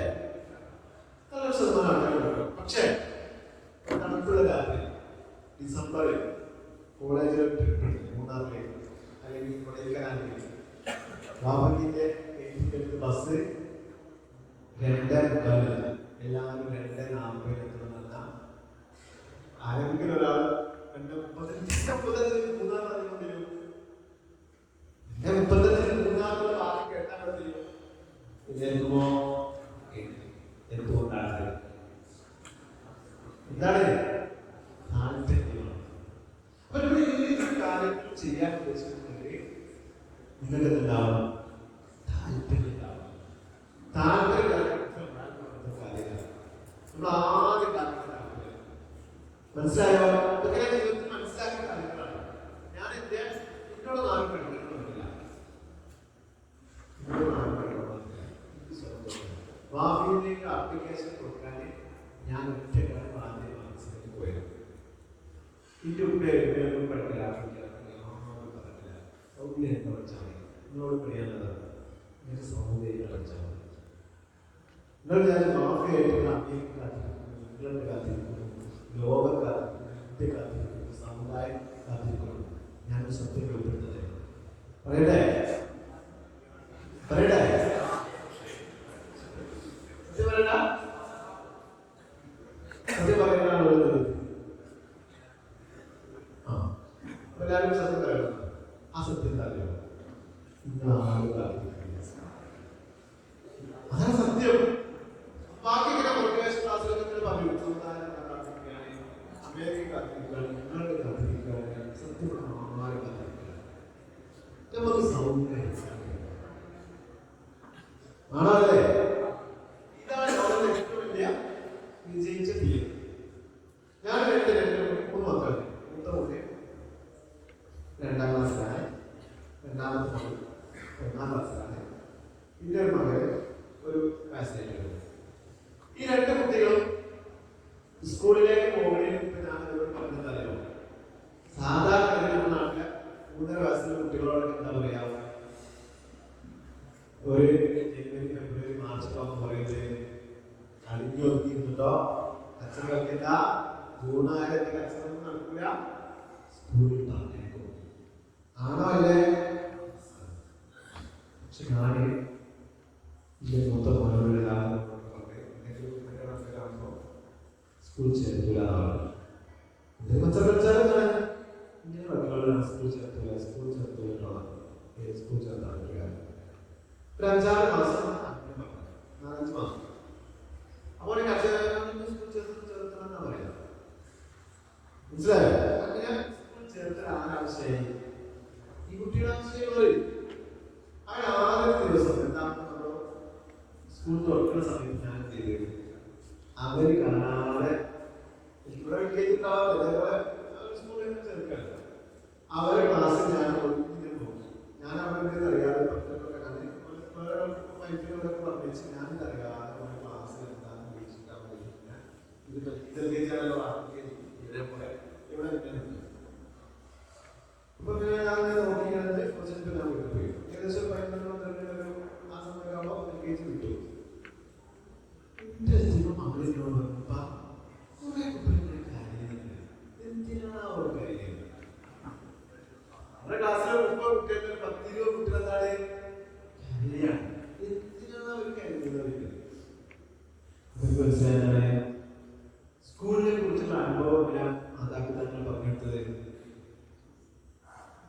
ഭീകരമായിട്ട് ചെയ്യാനായിട്ട് നമുക്ക് ഒരിക്കലും പെർഫോം ചെയ്യാൻ കഴിയില്ല. നമ്മൾ തിരിക്കുന്നതെല്ലാം ചെയ്യാനെന്ന് നമുക്ക് തോന്നിയാൽ വാഫി അതെന്താണ് മൊഴിയമാരി തൊപ്പി തലയെ കെട്ടി സമുദായത്തിൽ ചോർത്തുണ്ട് ഇത് കുറെ കാര്യങ്ങൾ നമുക്കൊന്നും ചെയ്യാനില്ല. നമ്മൾ ഉള്ളിൽ ചെയ്യണം. ഒരു മോട്ടിവേഷൻ ഉണ്ടാവും. ഒരു കോഴിമുട്ട പുറത്ത് നിൽക്കാൻ ശ്രമിക്കാം. പുറത്തുനിന്ന് ഒരു പ്രശ്നത്തായ കോഴിമുട്ടുണ്ടാവും, പൊട്ടിപ്പോവും. കോഴിമുട്ടയുടെ ഉള്ളിൽ നിന്നൊരു പ്രശ്നം ഉണ്ടാവും, കോഴിക്കുണ്ടാവും. അപ്പൊ അതുകൊണ്ട് നിങ്ങളുണ്ട് പ്രശ്നം ഉണ്ടാവും. ഞാൻ വളരെ ആത്മാർത്ഥമായി പറയും, കൂടുതൽ സംസാരിക്കാൻ. അപ്പൊ ഒരുപാട് കഴിവുള്ള കുട്ടികളുണ്ട്, ഒരുപാട് കഴിവുള്ള കുട്ടികളുണ്ട്. പക്ഷെ കഴിവ് മാത്രം കഴിവില്ല, ആ കഴിവ് ഉപയോഗപ്പെടുത്താൻ ഒരു മാനസികാവസ്ഥ നിങ്ങൾക്ക് ഉണ്ടെങ്കിൽ കഴിവ്. ലോകത്തെ ഏറ്റവും ബുദ്ധിയുള്ളാണ്, ഐൻസ്റ്റീനാണ്, ന്യൂട്ടനാണ്, സ്റ്റീഫൻ ഹോക്കിംഗാണ് എന്ന് പറയാൻ പറ്റുമോ? ഇല്ല. അവരുടെ കാലഘട്ടത്തിൽ അവരുടെ കൂടെ ജീവിച്ച ഒരുപാട് ആൾക്കാർക്ക് ഭയങ്കര കഴിവുണ്ടാവും. ഐൻസ്റ്റീന്റെ കൂടെ പഠിച്ച നല്ല ബുദ്ധിമാനുണ്ടാവും. പക്ഷെ അവരുടെ കഴിവ് ഉപയോഗപ്പെടുത്തിയില്ല. ഇപ്പൊ നിങ്ങളുടെ കൂട്ടത്തിൽ കുറെ ആൾക്കാരുണ്ട്, നിങ്ങളുടെ കൂട്ടത്തിൽ കുറെ ആൾക്കാരുണ്ട്, അവർക്ക് ഭയങ്കര കഴിവുള്ള ആൾക്കാരാണെന്ന് പറഞ്ഞത് കാര്യം അന്തം വിട്ടിട്ടുള്ള ആൾക്കാരാണ്. ഇതിൽ ഓരോ കഴിവിട്ടോ എന്ത് കാര്യമുള്ളൂ. മനസ്സിലായോ? 5, 10, 15 കൊല്ലം കഴിഞ്ഞിട്ട് ചില ആൾക്കാർ വലിയ കോടീശ്വരന്മാരായിട്ടുണ്ടാവും. ട്രോഫികളൊക്കെ പലർക്കും 3-4 വലിയ സംഭവത്തിന് ഏകദേശം 3 ലക്ഷം 4 ലക്ഷം സാലറി വലിയ ജോലി അങ്ങനെയൊക്കെ ഉണ്ടായിരുന്ന ആൾക്കാരുണ്ടാവും. അപ്പൊ അവന്റെ ക്ലാസ്സിൽ പഠിച്ച അതിനെക്കാട്ടി ബുദ്ധിമുട്ടുള്ള ഒരുപാട് കുട്ടികളുണ്ടായിരുന്നു. ഞാൻ ആളായിരുന്നു. അതിന്റെ കാര്യമുണ്ടോ? കാര്യമില്ല. അപ്പൊ അതുകൊണ്ട് നിങ്ങൾ നിങ്ങളുടെ കഴിവ് ഉപയോഗപ്പെടുത്തുക. ഉപയോഗപ്പെടുത്താൻ മറ്റുള്ളവരിലേക്ക് പുതിയ കാലത്ത് എഡ്യൂക്കേഷൻ ശേഷമുള്ള theory responsibility of learning on the learners. പഠനത്തിന്റെ ഉത്തരവാദിയാണ് അധ്യാപകരല്ല, ലേണറാണ്. നിങ്ങൾ പഠനത്തിന്റെ ഉത്തരവാദി നിങ്ങൾ നൂറിലധികം ആൾക്കാരോട് ഇരിക്കുന്നത്. ഈ അധികം ആൾക്കാരെ, നൂറിലധികം ആൾക്കാരുടെ ജീവിതത്തെ ഡിഫൈൻ ചെയ്യുന്നത് നിങ്ങൾ തന്നെ. നിങ്ങൾ എങ്ങനെയാണോ നിങ്ങളെ നോക്കി കാണിച്ചത് അതിനനുസരിച്ചുള്ള നിങ്ങളായിരിക്കും നിങ്ങൾ. അല്ലാതെ നിങ്ങളെ ഒരിക്കലും ഉണ്ടാവില്ല, നിങ്ങളാണ്. മനസ്സിലായോ പറഞ്ഞത്? നിങ്ങളെങ്ങനെ നിങ്ങളെ നോക്കി കാണുന്നു അത് നിങ്ങളാവുള്ളൂ. ഇപ്പൊ നമ്മളെ ചെയ്യാം, നമുക്ക് ഒരു അംബാനിയുടെ മകൻ അല്ല ആദാനിയുടെ മകനായി ജനിക്കണം എന്ന് ആഗ്രഹിച്ചിട്ട് കാര്യമില്ല. അത് നമുക്കില്ല, ഓടില്ല. നമ്മുടെ ജനനം നമ്മൾ ഉദ്ദേശിച്ചത് പോലെ ആവുന്നില്ല. നമ്മൾ ആളായി ആഗ്രഹിച്ചത് കൊണ്ടാണോ? എല്ലാവരും നന്നാക്കി കഥയാണ്. നിങ്ങളുടെ നിറം, തടി, കോലം അതൊക്കെ നമുക്ക് റോളില്ലാത്ത കാര്യമാണ്. പക്ഷെ നമുക്ക് റോളില്ലാത്ത കാര്യം ഇതല്ലോ. നിങ്ങൾ മരിക്കുന്ന സമയത്ത് നിങ്ങൾ എന്താണ് നിങ്ങൾ മരിക്കുന്ന സമയത്ത് നിങ്ങളുള്ളത് നിങ്ങളെ റോളാണ്, നിങ്ങളാണ് ചെയ്യുന്നത്. മനസ്സിലായോ? നിങ്ങൾ മരിക്കുന്ന സമയത്ത് നിങ്ങൾ എങ്ങനെയാവുന്നത് നിങ്ങളാണ് ചെയ്യുന്നത്. 5 കൊല്ലം 6 കൊല്ലം പഠിച്ചിട്ട് സക്സസ്ഫുള്ളി കോഴ്സ് കംപ്ലീറ്റ് ആയിട്ടുള്ള ആൾക്കാരുണ്ട്. ഒന്നും ശ്രദ്ധിക്കാതെ അപ്പൂപ്പത്താടികളായി നടന്നിട്ട് 6 വർഷം പൂർത്തിയാക്കിയ ആൾക്കാരുണ്ട്. 2 ടീമിനോടും എനിക്ക് പറയാനുള്ളത്, ആരും കൂടെ ഉണ്ടാവില്ല. നമ്മളെ എപ്പോഴും നമുക്ക് പേരുണ്ടാവോ? ഒറ്റയ്ക്കാണ്. അപ്പൊ നമ്മൾ ഒറ്റയ്ക്ക് നിൽക്കുന്ന സമയത്ത് നമുക്ക് മോട്ടിവേറ്റിംഗ് എന്തെങ്കിലും ചെയ്ത് തോന്നുന്ന കാര്യങ്ങൾ ചെയ്യണം, ചെയ്ത് നമ്മൾ ചെയ്യണം. അതിനനുസരിച്ച് എന്ത് ചെയ്യണം? സാഹചര്യങ്ങളൊക്കെ ക്രിയേറ്റ് ചെയ്യണം. അതാണ് മൂന്നാമത്തെ ക്വാളിഫിക്കേഷൻ. ഒന്നാമത്തെ ഓർഗനൈസ്ഡ് ആവണം, അഡാപ്റ്റബിൾ ആവണം. 4ാമത്തെ സെൽഫ് കോൺഫിഡൻസ് ഉണ്ടാവണം. സെൽഫ് കോൺഫിഡൻസ് ഇല്ലാത്ത ഒരാൾ നിങ്ങളുടെ കാര്യം ഇന്ത്യ ചെറിയ ഫുട്ബോൾ ടൂർണമെന്റ് കളിക്കുക. മത്സരത്തിന് മുമ്പ് എന്തുകൊണ്ടാണത്? മുട്ടി നോക്കി മത്സരിക്കാനുള്ള മത്സരിച്ച് നോക്കാമെന്ന കോൺഫിഡൻസ്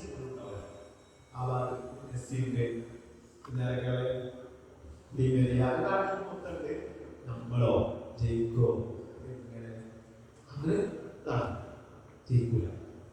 അപ്പൊ നമ്മളൊരു കാര്യം അച്ചീവ് ചെയ്യണമെങ്കിൽ അച്ചീവ് ചെയ്യാൻ പറ്റുന്ന കോൺഫിഡൻസ് അച്ചീവ് ചെയ്യാൻ പറ്റുള്ളൂ. ഞാൻ ഡിഗ്രി പഠിക്കുന്ന സമയത്ത് ഡിഗ്രി മാർക്ക് കഴിഞ്ഞുകൊണ്ടിരുന്നത് എനിക്ക് ഒപ്പിട്ട് എനിക്ക് ഡോക്ടറേറ്റ് എടുക്കാൻ പറ്റുന്നത്. ഞാൻ കോഴ്സ് ചെയ്യാൻ വേണ്ടിയിട്ട് പിന്നെ ഒരാളോട് പറഞ്ഞ സമയത്ത് ചോദിച്ചു, ഇന്ന് വെറുതെ പോവുകയാണോ? ഞാൻ പറഞ്ഞു ഒരിക്കൽ വരല്ലോ ഡോക്ടറേറ്റ് എടുക്കുമെന്ന് പറഞ്ഞിട്ടുണ്ട്. ഈ കാരണം വെച്ചാൽ നമ്മളെ പാരൻസിനൊന്നുമില്ല വിദ്യാഭ്യാസമില്ല, നമ്മളെ പാരൻസിനൊന്നുമില്ല. എൻ്റെ പാരൻസിന് വിദ്യാഭ്യാസമില്ല. എൻ്റെ ഉമ്മ 4ാം ക്ലാസ്, ഉപ്പ 3ാം ക്ലാസ്, 4ാം ക്ലാസ്, ഇത്ര വിദ്യാഭ്യാസം. മനസ്സിലായോ? അപ്പൊ നമ്മുടെ നാട്ടിലൊക്കെ സ്കൂളൊക്കെ പോകുന്ന സമയത്ത് പാരൻസിന്റെ ജോലി മറ്റൊക്കെ പറയുമല്ലോ. അപ്പൊ നമ്മുടെ അവസ്ഥ കോഴിക്കോട് ജില്ലക്കാരാണ്. ശാസ്ത്രജ്ഞന്മാരും ചിന്തകരും കോളേജിൽ അങ്ങനെയുള്ള ആളുകൾ പാരൻസ് ആയതുകൊണ്ട് വളരെ കുറവായിരിക്കും. കൂട്ടത്തിലൊക്കെ തന്നെ ആവാൻ സാധ്യത. സയന്റിസ്റ്റുകളൊക്കെ സയന്റിസ്റ്റുകളായിട്ടുള്ള ആളുകൾ ഇല്ലല്ലോ, എഞ്ചിനീയേഴ്സോ IAS ഓഫീസർമാരോ ഉണ്ടോ? പൊതുവെ അന്ന് ഞാൻ തീരുമാനിച്ചിരുന്നു നമ്മുടെ മക്കളൊക്കെ ഒരു 1ാം ക്ലാസ് അല്ലെങ്കിൽ LKG ചേർത്തതിന് മുമ്പ് ചെയ്യണം. നമ്മളതുണ്ടാവും നമ്മുടെ ലെവലിന്റെ എഡ്യൂക്കേഷൻ ഉയരണമെന്ന് ഞാൻ തീരുമാനിച്ചിട്ടുണ്ടായിരുന്നു.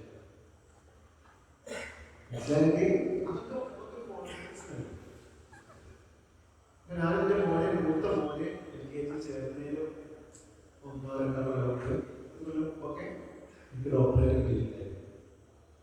അപ്പൊ അത് കഴിയുമ്പോഴത്തെ പാരന്റ് കോളേജിലൂടെ ഡോക്ടർ വരുമ്പോൾ ഒരു അഭിമാന ബോധമാണ്, പുതിയ സമൂഹത്തിലുള്ള ഒരു അഭിമാന ബോധമാണ്.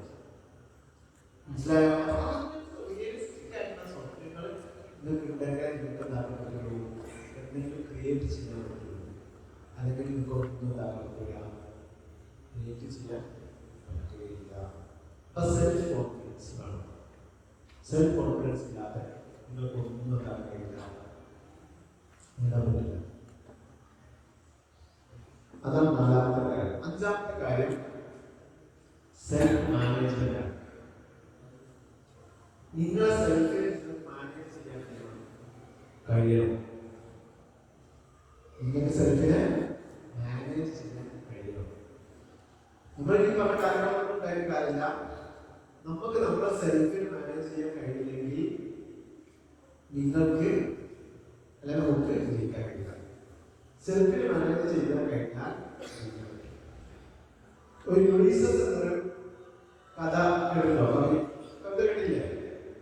യുണീസസ് ഓടി കേട്ടിട്ടുണ്ടോ? കേട്ടില്ലേ? അതിന്റെ ഒരു യുണീസസ് രാജാവ് ഉണ്ടായിരുന്നു.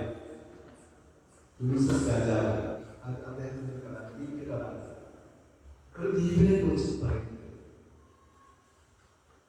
അക്കാലത്തുള്ള ദ്വീപിന്, ആ ദ്വീപിൽ കപ്പലുമായി ഇങ്ങനെ ആരും പോയോ ആ ദ്വീപിന്റെ അടുത്തെത്തുമ്പോ അവിടെ നിന്ന് പാട്ട്, ദ്വീപിൽ നിന്ന് പാട്ട്, മനോഹരമായിട്ടുള്ള പാട്ട് കേൾക്കും. അങ്ങനെ പാട്ട് കേൾക്കുന്ന ആൾക്കാർ, കപ്പലിൽ പോകുന്ന ആൾക്കാർക്ക് ആ പാട്ട് കേൾക്കാനായിട്ട് കടലിനകത്ത് ഇങ്ങനെ ആ പാട്ട് കേൾക്കുന്ന ഭാഗത്തേക്ക് ഇങ്ങനെ പോകും. അങ്ങനെ ആ പാട്ട് കേൾക്കാനായിട്ട് പോകുന്ന ആളുകളൊക്കെ വളരെ സുന്ദരികളായിട്ടുള്ള പ്രത്യേക പെൺകുട്ടികൾ ആ പുരുഷന്മാരെ പിടിച്ച് ചോര പിടിച്ച് ചെയ്യും. ചോര പിടിച്ച് അതാണ് പെൺകുട്ടികളുടെ ഹോമാണ്. അപ്പൊ ആ കപ്പൽ ആരുടെ പാട്ട് കേൾക്കാനായിട്ട് അതിലൂടെ പോയോ അവരൊക്കെ കപ്പലിൽ നിന്ന് തീരത്തേക്ക് ഇറങ്ങി പാട്ട് പാടാൻ ആസ്വദിച്ച് പോകും. പിന്നെ ആരും ജീവിതത്തിലേക്ക് തിരിച്ചു വന്നിട്ടില്ല. ഒരാൾ മാത്രമാണ് ആ പെൺകുട്ടികളുടെ മനോഹരമായ പാട്ട് കേട്ടിട്ട് ജീവിതത്തിലേക്ക് തിരിച്ചു വന്നത്. അത് യുണീസസ് ആയിരുന്നു. യുണീസസ് തീരുമാനിച്ചു പാട്ട് കേൾക്കണം. അങ്ങനെ അദ്ദേഹം ഒരു രാജാവാണല്ലോ, വലിയ കപ്പലൊക്കെ ഉണ്ടാക്കിയിട്ട് അദ്ദേഹം ബന്ധസ്ഥനാക്കി. അദ്ദേഹത്തെ ബന്ധസ്ഥനാക്കി കപ്പലിൽ കെട്ടി. എന്നിട്ട് നാവികരുടെ ചെവിയിൽ അദ്ദേഹം കിഴിയം പൂശി, കിഴിയം ഒഴിച്ചിട്ട് അവരുടെ കേൾവിശക്തി ഉണ്ടായി. അതാണ് കാരണം. എന്താണ്? അദ്ദേഹം മാത്രം ബന്ധസ്ഥനായിട്ട് കാര്യമില്ല. നാവികന്മാർ പാട്ട് കേട്ടിട്ട് പോയാൽ എന്താണ്, അയാളെ ജീവിതം ഒറ്റപ്പെട്ടു പോലെ. ബാക്കിയുള്ളവരൊക്കെ കേൾവിശക്തി ഇല്ലാതാക്കിയിട്ട് ഇദ്ദേഹത്തെ ഒരു തൂണിൽ ആൾക്കാരോട് സ്വയം കെട്ടി വരക്കി നോക്കിയിട്ട് പോയി. അങ്ങനെ ഈ പാട്ട് കേൾക്കാനായിട്ട് ആൾക്കാരുടെ അടുത്ത് ഇങ്ങനെ ബന്ധസ്ഥനായിട്ട് പോലും പോലീസ് ചെയ്യുന്നുണ്ടായിരുന്നു. എങ്ങനെയെങ്കിലും ആ ബന്ധനം പൊട്ടിക്കാൻ വേണ്ടി ശ്രമിക്കുന്നുണ്ടായിരുന്നു. അത്രയും പവർ ആ പാടിണ്ടായിരുന്നു. പക്ഷെ അതിന് കെട്ടുകൊണ്ടാണ് കഴിയില്ല, പൊട്ടിക്കാൻ കഴിയില്ല. അപ്പൊ നിങ്ങൾ ഒരു അച്ചീവ്മെന്റ് നിങ്ങൾ നേടണമെങ്കിൽ നിങ്ങൾ സ്വയം നേടുക. ആ നിയന്ത്രണങ്ങൾ സോഷ്യൽ മീഡിയ ആവാം, വേണ്ടാത്ത ചിന്തകളാവാം, മനസ്സിന്റെ വ്യവഹാരങ്ങളാവാം, തോന്നലുകളാവാം, നിർത്തിപ്പോകുന്ന തോന്നലുകളാവാം, ഒരുപാട് കാര്യങ്ങളുണ്ട്. ഇതിനൊക്കെ നമ്മൾ സ്വന്തമായിട്ട് എന്താ പറയുക നിയന്ത്രിക്കുമ്പോൾ മാത്രമേ നമുക്ക് തലമുള്ളൂ വിജയത്തിലേക്ക് നോക്കുക. ഇതാണ് വിജയത്തിന്റെ 5 സിദ്ധാന്തങ്ങൾ എന്ന് പറയുന്നത്. ഇനിയാണ് സ്ട്രാറ്റജികളുണ്ട്. ഞാൻ ഇപ്പോൾ പറയാം. ഒരു സമയത്ത് പറയുന്നത് അതുകൊണ്ട് ഞാൻ സംസാരത്തിൽ ചോദ്യങ്ങൾ ചോദിക്കുന്ന അവസരം ഇത് ചോദ്യം.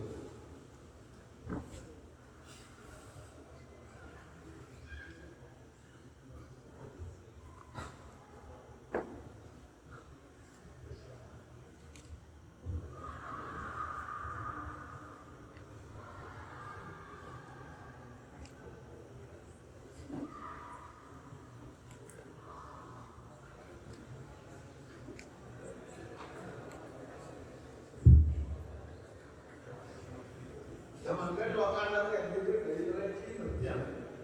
ഒരു പറയാൻ വിചാരിച്ചിരുന്നു. ചോദ്യത്തിനനുസരിച്ച് പറയാം.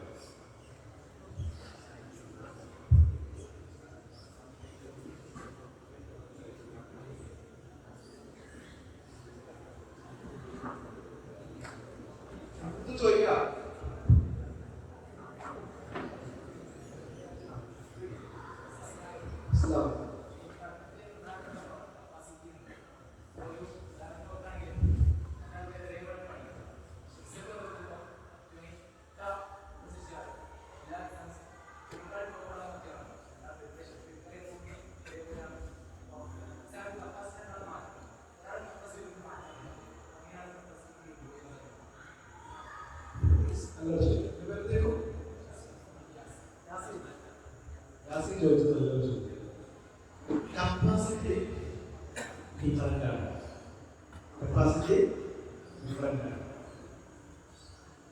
അതൊരു സത്യമാണ്.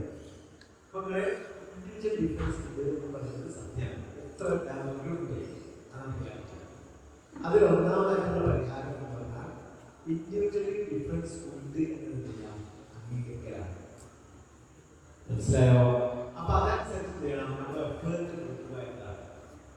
എല്ലാവരും ഒരേ കപ്പാസിറ്റി അല്ല. കപ്പാസിറ്റി കുറഞ്ഞവരുണ്ട്, കൂടിയവരുണ്ട്. കപ്പാസിറ്റി കുറഞ്ഞവരും കൂടിയവരും തമ്മിൽ നിങ്ങൾ ചെയ്യരുത്. കപ്പാസിറ്റി കുറഞ്ഞത് നിങ്ങൾക്ക് തോന്നുന്നുണ്ടെങ്കിൽ നിങ്ങളുടെ എഫേർട്ട് എന്ത് ചെയ്യണം? കൂട്ടണം. ചില കാര്യങ്ങൾ അവരൊക്കെ പറഞ്ഞ ചില ആൾക്കാർ എന്ത് ചെയ്യും? മനസ്സിലാവും. ചില ആളുകൾ 2 വട്ടം കേൾക്കേണ്ടി വരും, ചില ആളുകൾ 3 വട്ടം കേൾക്കേണ്ടി വരും, 3 വട്ടം നോക്കേണ്ടി വരും. നിങ്ങൾ ഏത് കാറ്റഗറിയിലാണ് പെടുന്നത് നിങ്ങൾ എന്ത് ചെയ്യണം? മനസ്സിലാക്കണം. എന്നിട്ട് അതിനനുസരിച്ച് ചെയ്യാം. നിങ്ങൾ കപ്പാസിറ്റി പ്രാക്ടീസിലൂടെ കൊണ്ടുവരുന്നതാണ്. ക്ലിയറായോ? ഒരിക്കൽ അമേരിക്കയിലെ വലിയ ധനികനോട് വലിയ പോലീസുകാരൻ അദ്ദേഹത്തോട് ഇന്റർവ്യൂ ചോദിച്ചു, നിങ്ങളെ ഞാൻ പോലീസുകാരനായിരുന്നു. അപ്പൊ അദ്ദേഹം പറയുന്നത് എല്ലാവരുടെയും ജീവിതത്തിൽ ഒരിക്കൽ തലന്റെ മുകളിലൂടെ ഭാഗ്യദേവൻ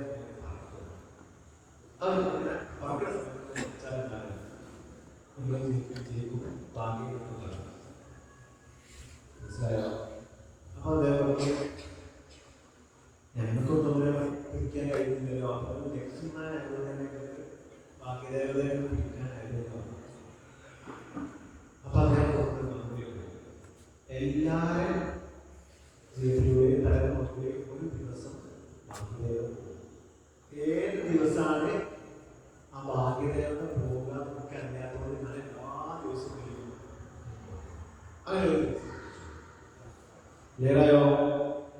അപ്പൊ ലക്കി എന്ന് പറയുന്നത് 100-99 എന്താണ് എഫേർട്ടാണ്. ഒന്നാണ് ലക്കി. മനസ്സിലായോ? അപ്പൊ ലക്കിയിലൂടെ എന്താക്കാൻ പറ്റില്ല, കപ്പാസിറ്റി കൂട്ടാൻ പറ്റില്ല. കപ്പാസിറ്റി കൂട്ടണമെങ്കിൽ എന്ത് ചെയ്യണം, എഫേർട്ട് ഉണ്ടാവും. ഇപ്പൊ നമ്മുടെ കോളേജിലൊക്കെ പ്ലഡ്ജ് ഉണ്ട്. ഞാൻ ഫസ്റ്റ് ദിവസം വന്ന സമയത്ത് എല്ലാവരും പ്ലഡ്ജ് ചെയ്തിട്ട് എനിക്ക് അയച്ചു തരുന്നതാണ്.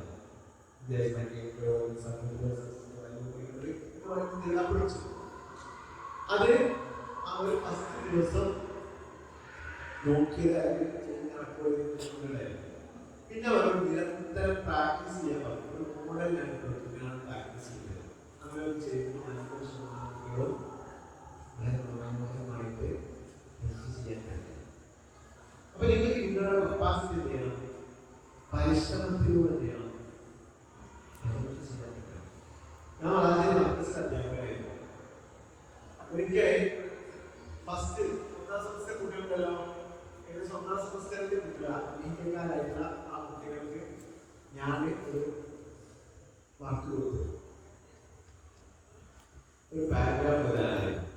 കുലിയത്തി ഇംഗ്ലീഷിൽ കോളേജ്. അത് 30 കുട്ടികളാണ് ക്ലാസ്സിലായി. 30 ആൾക്കാർ എഴുതുന്നത്. അവർ പേരൊക്കെ കുലിയത്തി. അത് ഞാൻ പറഞ്ഞമായിട്ടുള്ള കാര്യം. ഒരു കുട്ടി കുലിയത്തി എന്നതിന്റെ അർത്ഥം അവർ വിചാരിച്ചത് എന്റെ മുഴുവൻ എന്നാണ്. അത് എന്താണ് ആ കുട്ടികളുടെ കാര്യം. അങ്ങനെ 3 കൊല്ലം കഴിഞ്ഞ് ഇതേപോലെയുള്ള 4ാം വർഷം ആനിയായി ഫസ്റ്റ് ഞാൻ ആ ക്ലാസ്സിലേക്ക് പോയി. ഞാൻ ആ 4 കൊല്ലം 1ാം ക്ലാസ്സിൽ എഴുതിയ ആ കടലാസിന്റെ കൈകൊണ്ടായിരുന്നു. അങ്ങനെ ഇതേപോലെയുള്ള എല്ലാ സംസ്ഥാനത്തെ തുടക്കത്തിൽ ഞാൻ അവരോട് എന്താ പറഞ്ഞു, ടോപ്പിക്കെന്താ,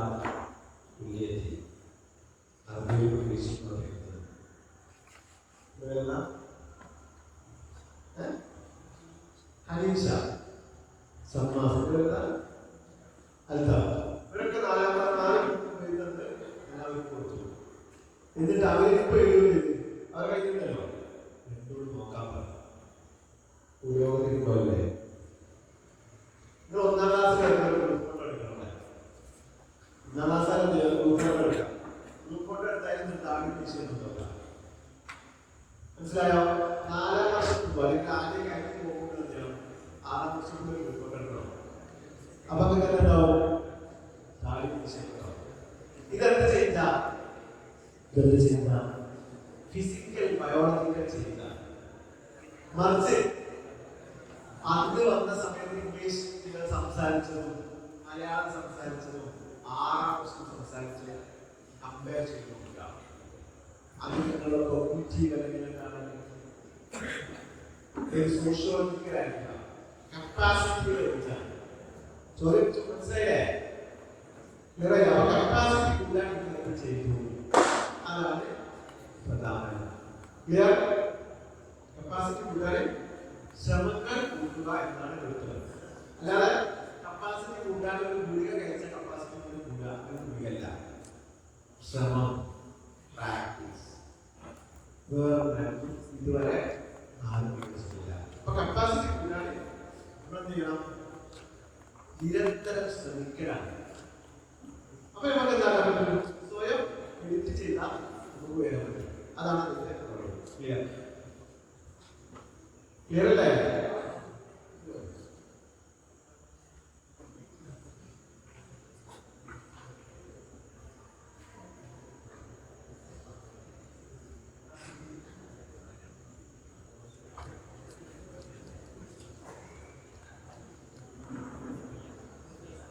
Sorry, go.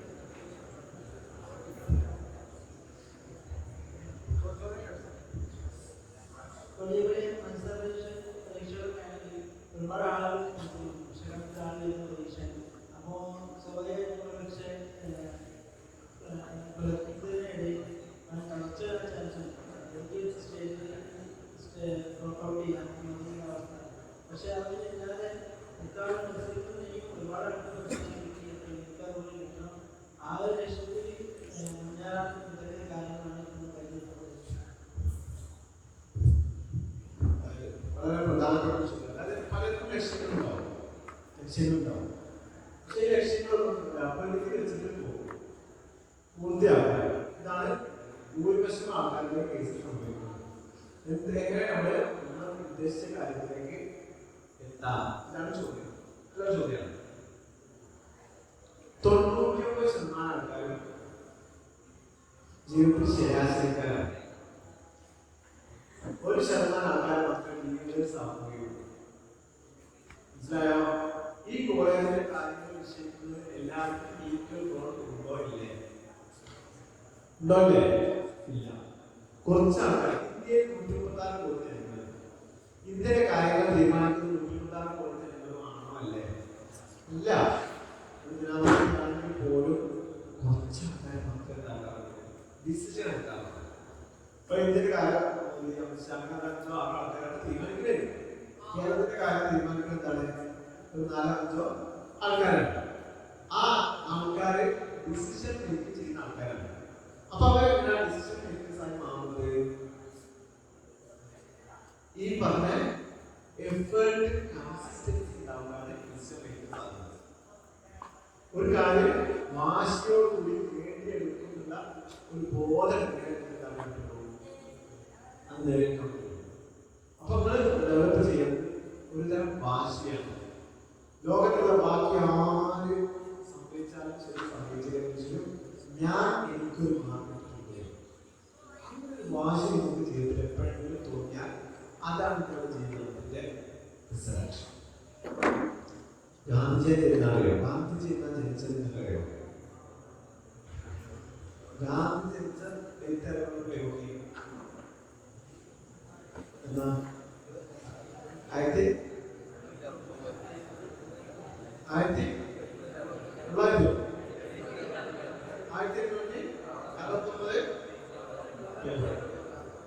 അതൊക്കെ ആൻസർ. അന്ന് ഗാന്ധി ജനിച്ചിട്ടില്ല.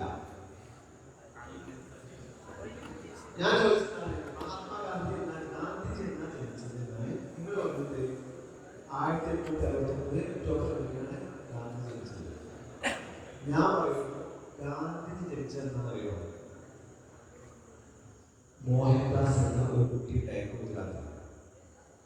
ആ കുട്ടി ഇങ്ങനെ വളർന്ന് യുവാവായി. ആ മോഹൻദാസ് 24 വയസ്സിൽ ദക്ഷിണാഫ്രിക്കയിൽ പഠിക്കാൻ ആവശ്യത്തിന് പോയി. ആ സമയത്ത് അവിടെ ഒരു കാഴ്ച മോഹൻദാസ് കണ്ട്, യുവാവായ മോഹൻദാസ് കണ്ട് എന്താ പറയുന്നത്? ഒരു കറുത്ത വർഗ്ഗക്കാരനെ ട്രെയിനിൽ ഒരു വെളുത്ത വർഗ്ഗക്കാരൻ ഇറക്കി വരുന്ന കാഴ്ച കണ്ടു. ആ കാഴ്ച കണ്ട സമയത്താണ് ഗാന്ധി ജനിക്കുന്നത്. അന്ന് ആ സമയത്താണ് ഗാന്ധി മനുഷ്യര്, പാർട്ടികൾ, ജാതി വ്യവസ്ഥ, ചെറുപ്പങ്ങൾ, ഇങ്ങനെയുള്ള സിസ്റ്റങ്ങളിൽ കൂടിയാണ് മാറ്റം. അതിനുവേണ്ടി സത്യാഗ്രഹം ഇന്ത്യയിലേക്ക് വന്നു. അങ്ങനെയാണ് ഈ മോഹൻദാസ് ഉണ്ടായത്. മോഹൻദാസ് ചരിത്രത്തിൽ ഗാന്ധി എന്ന് പറയുന്ന മഹാത്മാഗാന്ധിയെ, അല്ലെങ്കിൽ ചരിത്രത്തിൽ അഡ്വക്കേറ്റ് മോഹൻദാസ് എന്നൊരാളെ ഉണ്ടാവുമായിരുന്നു. ബർത്ത്ഡേകൾ മാത്രമാണ് ആഘോഷിക്കുന്നത് നടത്തുന്നതാണല്ലോ. ഇതുവരെ ജനിച്ചിട്ടില്ല. മനസ്സിലായോ? ഇതുവരെ ജനിച്ചിട്ടില്ല. എനിക്ക് എഴുതാൻ പേരൊന്നും അറിയില്ല. പക്ഷെ നമുക്ക് ഗാന്ധിജിന്റെ പേരറിയാം, മദർതെരേസയുടെ പേരറിയാം, അങ്ങനെ കുറെ ആൾക്കാരെ പേരറിയാം. മനസ്സിലായോ? ഇത് പേരെന്താ? കണ്ടോ?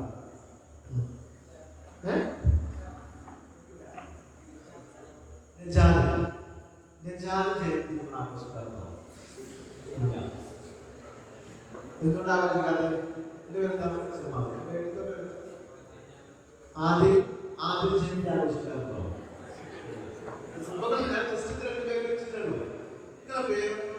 പേരൊന്നും മനുഷ്യന്മാരുണ്ടാവില്ല, ആഘോഷിക്കാറില്ല. അതിന്റെ അർത്ഥം എന്താ? അതിന്റെ ഒരു വേറെ മീനെന്താ? ബേസിക്കലി നമ്മൾ ബയോളജിക്കലി നമ്മൾ വെച്ചിട്ടുണ്ട്.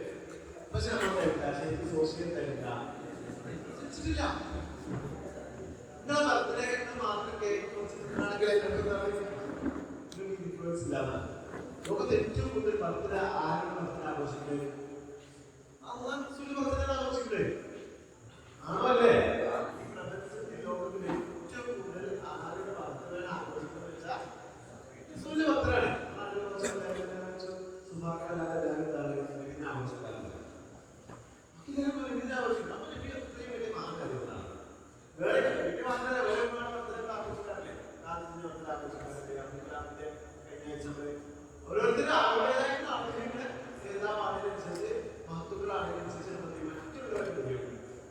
ആഘോഷിക്കും. അപ്പൊ നിങ്ങൾ ആലോചിക്കണം, യാത്രകളുടെ പേരെടുത്തിട്ടുണ്ട്, ബസ്സുണ്ട്, കാറുണ്ട്, റൈത്തുണ്ട്, കോളേജുകളുണ്ട്. നിങ്ങൾ പഠിച്ചു കഴിഞ്ഞാൽ നിങ്ങളുടെ പേര് ഫസ്റ്റ് മനസ്സിലായൊക്കെ. നിങ്ങൾ പഠിച്ചു കഴിഞ്ഞാൽ നിങ്ങളുടെ പേര് പൈസ സ്പോൺസർ ചെയ്തിട്ട് കാര്യമുണ്ടോ? മനസ്സിലാക്കിക്കൊണ്ട് എത്ര പേര് ഫസ്റ്റ് ഉണ്ടാവും നിങ്ങളുടെ പേര്. പേരുകൾ ആലോചിച്ചത് ഒരു ആദ്യം ജയന്തി എന്ന് പറഞ്ഞാൽ നിങ്ങളുടെ പേരുകൾ ആലോചിച്ചു ഉണ്ടോ? ചെയ്യണ്ടല്ലേ? അപ്പൊ അതുകൊണ്ട് നമ്മള് വനിതാ നോക്കിയാൽ പറഞ്ഞാൽ ജീവിക്കാൻ നോക്കാം. അപ്പൊ ഇവിടെ വേറെയോ ആൾക്കാരോടൊക്കെ പ്രശ്നം എന്താ വെച്ചാൽ അവര് മറ്റുള്ളവർ ഇങ്ങനെ പറഞ്ഞിട്ടില്ല, സ്വന്തം വേണ്ടി. അല്ലേ? അതെല്ലാം ഒരു മോട്ടിവേഷൻ ക്ലാസ്സിൽ ഒരു കാര്യമില്ല. അതുകൊണ്ടാണ് പറഞ്ഞത് അമേരിക്ക, ഇംഗ്ലണ്ട്, കേരളം, മലബാർ ആരും നടക്കുന്നില്ല. ഇങ്ങനെ എന്തെങ്കിലും ആണെങ്കിൽ നിങ്ങൾ ചെയ്തോളാം. ഇങ്ങനെ ലോകത്തോട് പറയാനുണ്ടോ? ലോകത്തിന് കൊടുക്കാറുണ്ടോ? ഒരു കാര്യങ്ങളിൽ നിങ്ങളുടെ പേര് സെർച്ച് ചെയ്താൽ പലത് വരാറുണ്ട്. നിങ്ങൾ ജസ്റ്റ് ഇന്ന് പോയിട്ട് മൊബൈൽ കിട്ടാൻ എനിക്ക് സാധ്യമായ എന്താണ് മൊബൈൽ കിട്ടുന്നത് നിങ്ങളുടെ പേര് ഗൂഗിൾ സെർച്ച് ചെയ്യണം.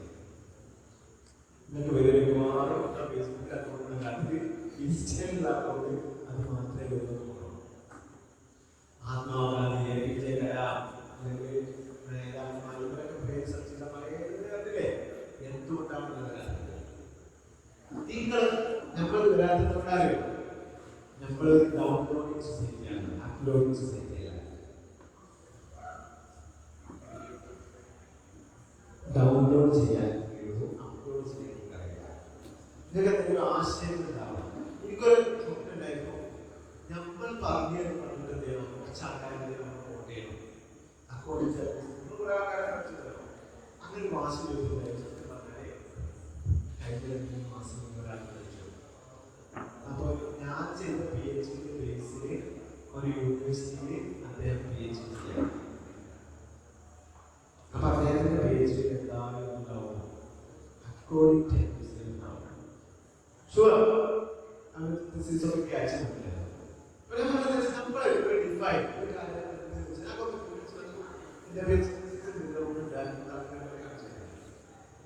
മനസ്സിലായേ? നിങ്ങൾക്ക് എന്ത് ചെയ്യണം, എന്തെങ്കിലും ഒരു കാര്യം പറഞ്ഞിട്ടുണ്ടാവും, നമ്മളൊക്കെ വോട്ട് ചെയ്യണം, റിസർച്ച് ചെയ്യണം. അപ്പൊ മറ്റുള്ളവർക്ക് നമ്മളെ വോട്ട് ചെയ്യും. വേറെ കുറെ ആൾക്കാരോട് നമ്മൾ പഠിച്ചില്ലേ? ഇനി നമ്മളെന്തെങ്കിലും പറഞ്ഞ ആരെങ്കിലും എന്ത് ചെയ്യണം, എത്ര ആണെങ്കിലും വേറെ അത് ചെയ്യണം, മറ്റുള്ളവർ ചെയ്യണം. അപ്പൊ ഡൗൺലോഡിംഗിലേക്ക് മാറണം, അപ്ലോഡിംഗിലേക്ക് മാറണം. ഡൗൺലോഡ് ചെയ്യുന്നതായിരിക്കും, ക്രിയേറ്റ് ചെയ്യുക. നമ്മളെന്ത് ചെയ്യണം, ക്രിയേറ്റ് ചെയ്യണം. നമുക്ക് വീട്ടിൽ വേറെ ചെയ്യാം, എന്തെങ്കിലുമൊക്കെ ചെയ്യാം.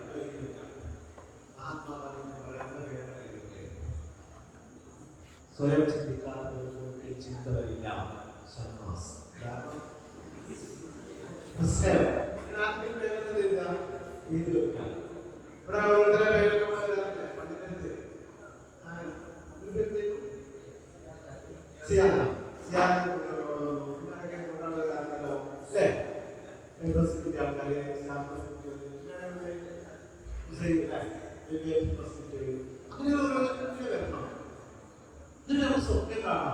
നോബൽ സമ്മാനം, സമാധാനത്തിന് നോബൽ സമ്മാനം,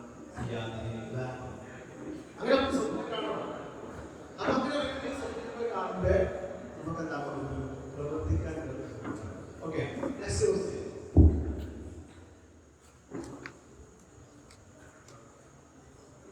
ചോദ്യം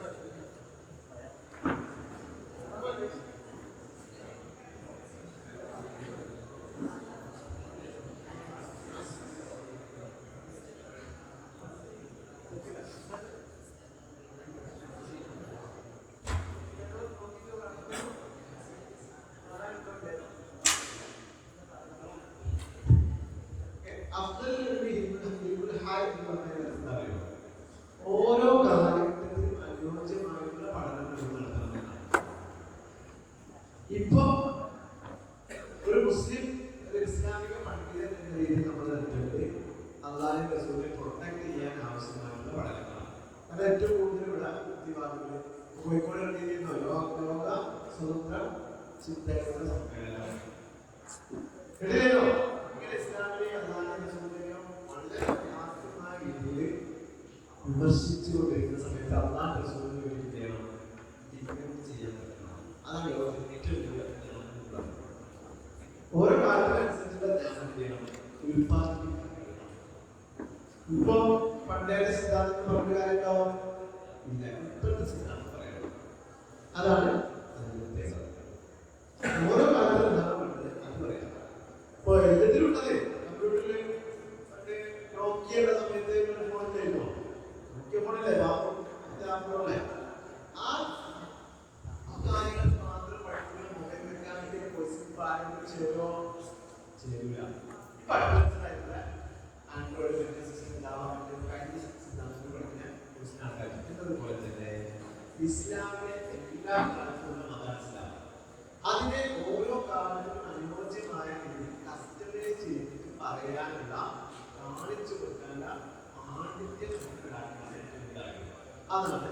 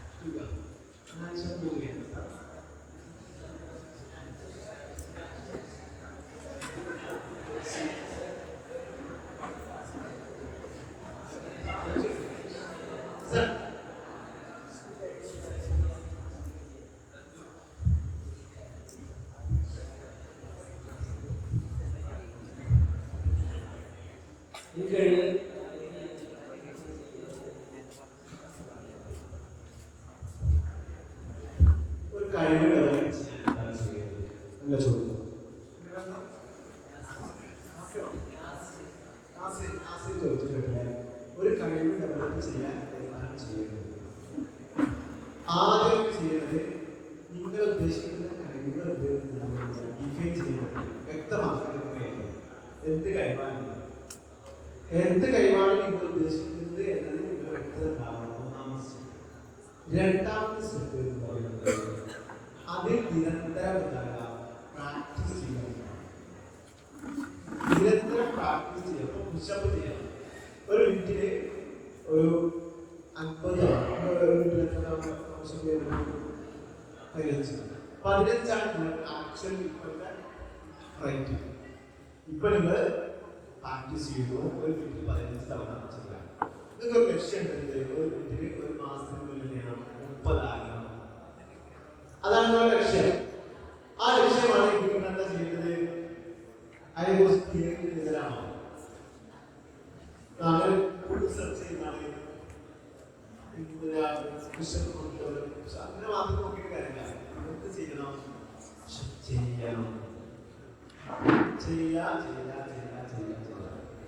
എന്നതുപോലെ ഏത് കപ്പാസിറ്റി ഡെവലപ്പ് ചെയ്യണമെങ്കിൽ അതിൽ നിരന്തരം പ്രാക്ടീസ് ചെയ്യണം. ഒരു ഉദാഹരണം നിങ്ങളിലേക്ക് ചേർത്ത് ഉദാഹരണം മനോഹരമായിട്ട് പ്രസംഗിക്കണം. താല്പര്യമുള്ള മനോഹരമായിട്ട് പ്രസംഗിക്കണം താല്പര്യമുള്ള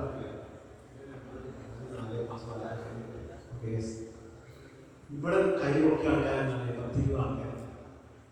ശരിക്കും കേരളത്തിൽ മൊത്തം ഒരു 10 കൊല്ലത്തേക്ക് ഒരു 5 പ്രഭാഷകർക്ക് മതി. ഞാൻ പക്ഷേ എന്താണ് കേരള ചരിത്രത്തിലെ ഒരു 10 പ്രഭാഷകന്മാർ പേര് വിളിച്ചാൽ അത് കിട്ടൂല. വലിയ 10 പ്രഭാഷകന്മാരുടെ പേര് ആണല്ലേ? അപ്പൊ നിങ്ങൾ പ്രഭാഷകന്മാരാവുന്നുണ്ടെങ്കിൽ അതിന്റെ ചില ടിപ്സുകൾ ഉദാഹരണം ആദ്യമായി നിങ്ങളുടെ പ്രഭാഷണത്തിന്റെ സ്റ്റൈൽ ഞാൻ കുട്ടികളുടെ പരീക്ഷ നടത്തിയത്. ഉദാഹരണത്തിന് ഞാൻ അറിയാൻ വേണ്ടി കോട്ടയിലുള്ള മനസ്സിലാകും. നിങ്ങൾ അല്ലെ മനസ്സിലാള്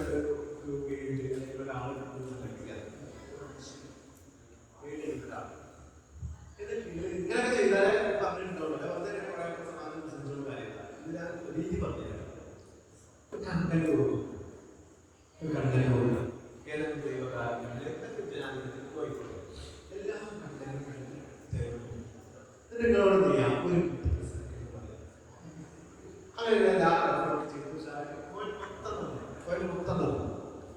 എന്നിട്ട് നിങ്ങൾ ആ ഒരു മിനിറ്റ് ചെയ്യുന്നു പ്രസംഗിച്ച് കാണിക്കുന്നു. അതേ പോയിന്റ് നമ്മൾ സെയിം പോയിന്റ് ഉപയോഗിച്ചുകൊണ്ട് ആ പ്രസംഗം സമാധാനമോ സുന്ദരങ്ങളോ വേറെ ആരെങ്കിലും ഒരാൾ നല്ല കേരളത്തിൽ അറിയപ്പെടുന്ന പ്രഭാഷകനല്ലോ, ആ പ്രഭാഷകൻ ആ ആശയം പറഞ്ഞത് എങ്ങനെയാണ് പറഞ്ഞുകൊണ്ട് അത് നിങ്ങൾ കമ്പയർ ചെയ്താൽ നിങ്ങളുടെ കറന്റ് എബിലിറ്റി ലെവലും നിങ്ങൾ എത്തേണ്ട എബിലിറ്റി ലെവലും മനസ്സിലാക്കാം. രണ്ടാമത് ഒരാശയം കൺവേ പ്രസംഗമാണ് പറഞ്ഞത്. ഒരാശയം കൺവേ ചെയ്യുന്ന രീതികൾ എന്താണ്? വ്യത്യസ്തമായി. ചില ആൾക്കാർ സംസ്ഥാനം പോലെ പാണ്ഡിത്യമാലെ അങ്ങനെ ഉണ്ടാവും. ചില ആൾക്കാർ ഉണ്ടാവില്ല, അതുണ്ടാവില്ല. ചില ആൾക്കാർ ആഹാരം പോലെ പോലെ നാടൻ വേറെ ചില ആൾക്കാർക്ക് എന്താണ് കാലിക്കായിട്ട്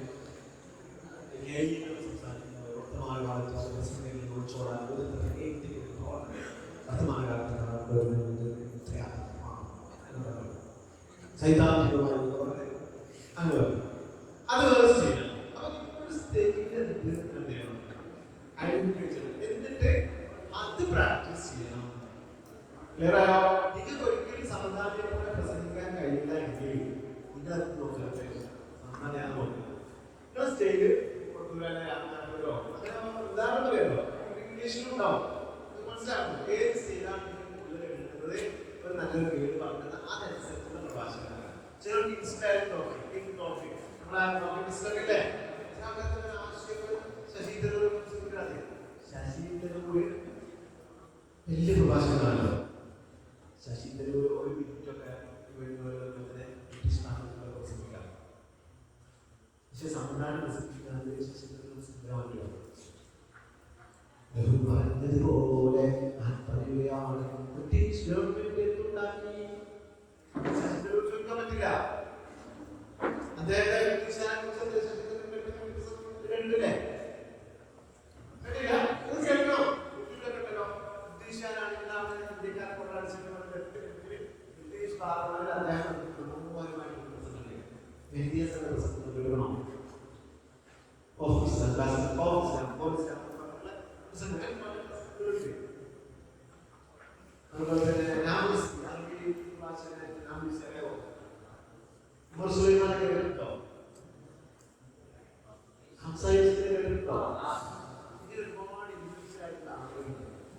അപ്പൊ അവരൊക്കെ പ്രശ്നം കേട്ടിട്ട് എന്താണോ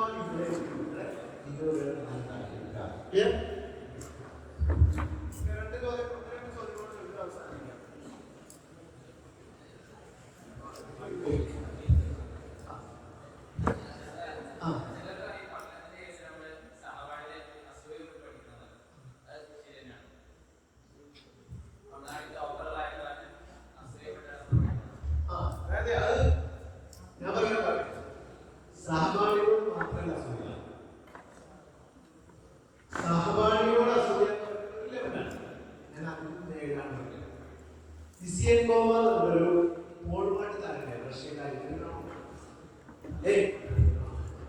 പോൾവാട്ടിലെ ലോക റെക്കോർഡ് 30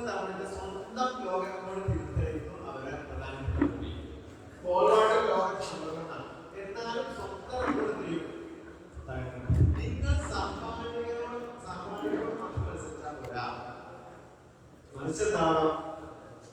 നിങ്ങൾ ആ ഫീൽഡിലെ നമ്പർ ലോകത്തിൽ ആരാണ് അവരെ മത്സരിക്കാൻ ഒരു പക്വത ഉണ്ടാവണം, ആഗ്രഹം ഉണ്ടാവണം.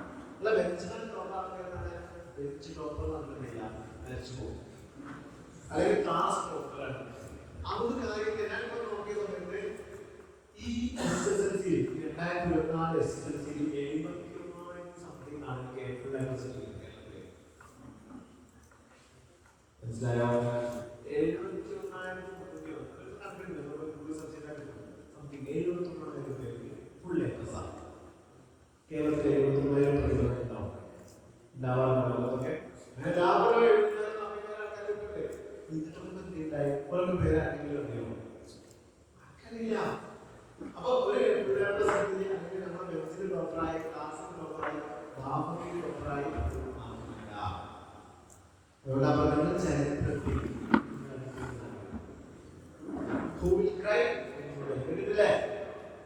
നിങ്ങൾ മരിക്കുമ്പോൾ എത്ര പേര്?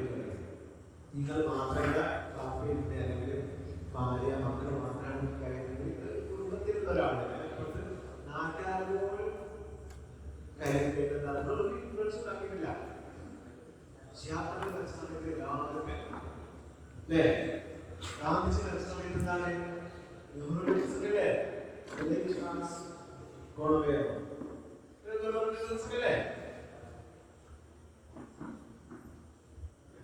അപ്പൊ അതുകൊണ്ട് സഹപാഠികളോട് മാത്രം അനുസരിച്ചാൽ മൊത്തം ലോകത്തോട് അനുസരിച്ച്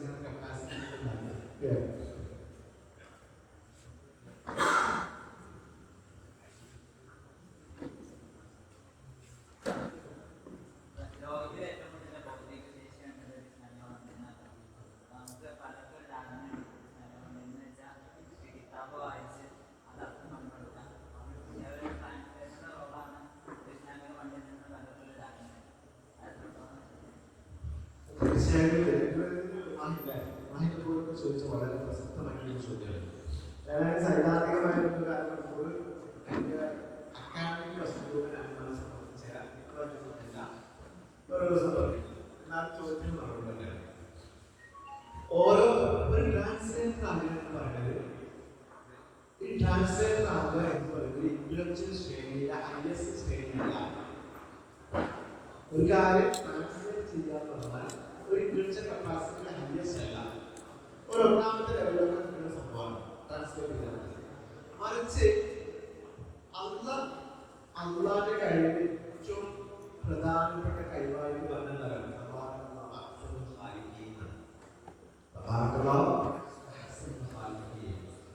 സൃഷ്ടിക്കുക എന്നതാണ് ഏറ്റവും കഴിവ്. സൃഷ്ടിക്കുക. സയൻസ് ക്ലോണിംഗ് ഉണ്ടാക്കുന്ന സമയത്ത് ക്ലോണിങ്ങിലൂടെ ഒരു ആട്ടിക്കുട്ടിയെ ഉണ്ടാക്കിയിട്ടില്ലേ? അപ്പൊ ഈശോ പറഞ്ഞിട്ടാണ് ഞങ്ങൾ ദൈവത്തെ കൊണ്ടിരിക്കുന്നതാണ്. സൃഷ്ടിപ്പാണ് ലോകത്തെ സംഭവം. അപ്പൊ എന്തൊരു സ്വന്തമായി പറയാനുണ്ടാവുക സൃഷ്ടിപ്പില്ല. നോബൽ സമ്മാനം അങ്ങനെ സ്വന്തമായി സൃഷ്ടിക്കുന്നതായിരുന്നു. അപ്പൊ 2024 പണ്ഡിതന്റെ ദൗത്യം എന്ന് പറഞ്ഞാല് കാലത്തിനനുസരിച്ച് ഉസൂലുകളിൽ ഉറച്ചു നിന്നുകൊണ്ട് പരിഹാരം സൃഷ്ടിക്കാനാണ് പണ്ഡിതന്റെ ദൗത്യം. ഒരു കഥ പറയണേ, ചെറിയ കഥ.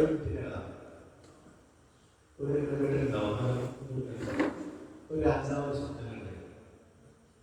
ആ സ്വപ്നത്തിന്റെ വ്യാഖ്യാനം പറയാൻ രാജാവ് പണ്ഡിതന്മാരോട് പറഞ്ഞു. അങ്ങനെ ഒരു ദിവസം രാവിലെ പണ്ഡിതന്മാരെ രാജാവ് സ്വപ്നത്തിന്റെ വ്യാഖ്യാനം പറഞ്ഞു. രാജാവ് മഹാ ദുഃഖിതനാണ്. ജീവിച്ചിരിക്കുന്ന 3 മക്കൾ മരണപ്പെടുകയാണ്. ഈ സങ്കടവാർത്ത പറഞ്ഞ പണ്ഡിതനോട് രാജാവിന് ദേഷ്യമായി. ഈ സങ്കടവാർത്ത പറഞ്ഞ പണ്ഡിതനെ കൊണ്ടു കളയാൻ രാജാവ് തീരുമാനിച്ചു. എന്താ പണ്ഡിതൻ പറഞ്ഞത്? രാജാവെ, നിങ്ങൾ ജീവിച്ചിരിക്കുന്ന 3 മക്കൾ മരണപ്പെട്ടു പോകുക. പിറ്റേന്ന് വേറെ പണ്ഡിതൻ രാജാവിനോട് സ്വപ്നത്തിന്റെ വ്യാഖ്യാനം ഞാൻ പറയാം. എന്താ? എന്റെ മഹാഭാഗ്യവാൻ, നിങ്ങളുടെ 3 മക്കളുടെ മരണശേഷം ഒരുപാട് കാലം ജീവിക്കാൻ പറ്റും. നിങ്ങളുടെ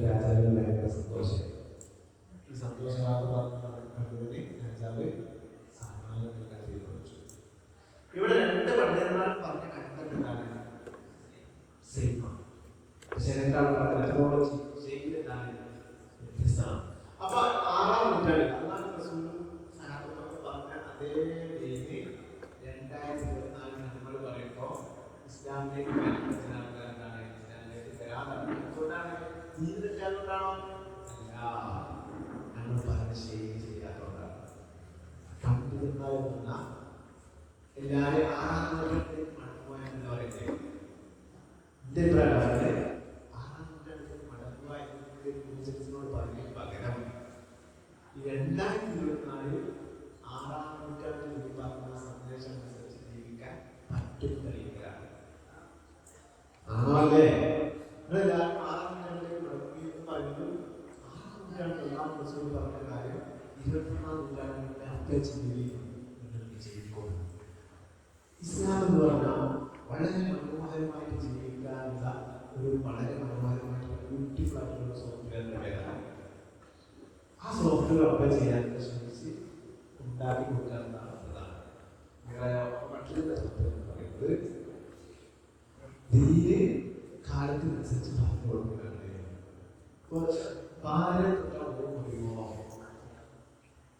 ഭാര്യ തൊട്ടാൽ മുറിയുമോ? മുറിയൂലേ? മുറിയും അല്ലേ? മുറിയൂല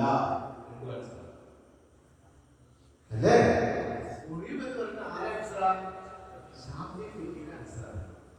മുറിയൂല എന്ന് പറയുന്നത് ആൻസറാണ് ഹനഫി ഫിക്കിന്റെ ആൻസറാണ്. രണ്ടും ഇസ്ലാമാണ്. രണ്ടിന്റെ ബേസ് എന്താണ്? ഒരേ മസ്ത എന്ന വാക്കിൽ തൊടുക എന്ന് കേവലം തുടരല്ല, വികാരത്തോട് തുടരാനാണ് ആര് പറയുന്നത്?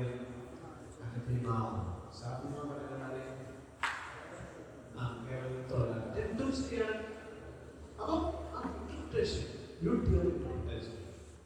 അപ്പൊ ഒരു പിതാവിന്റെ പേര്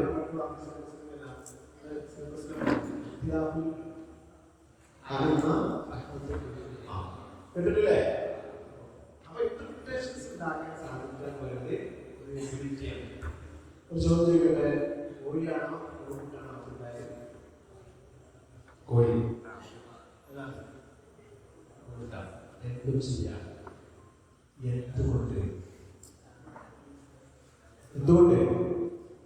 എന്തുകൊണ്ട് കോഴി? ഇതിലാണ് ക്ലിയർ. അതിന് പറയുന്നത്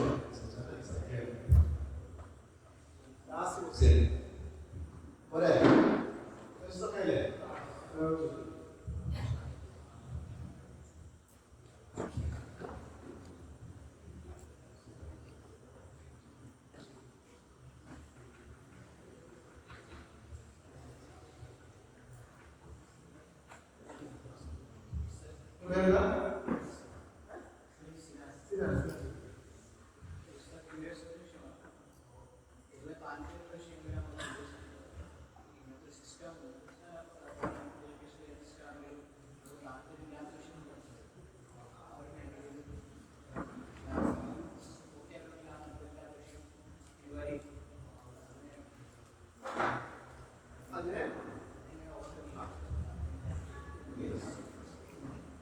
അതെ എഡ്യൂക്കേഷൻ സിസ്റ്റങ്ങളാണെന്നുള്ള പ്രശ്നമാണ്.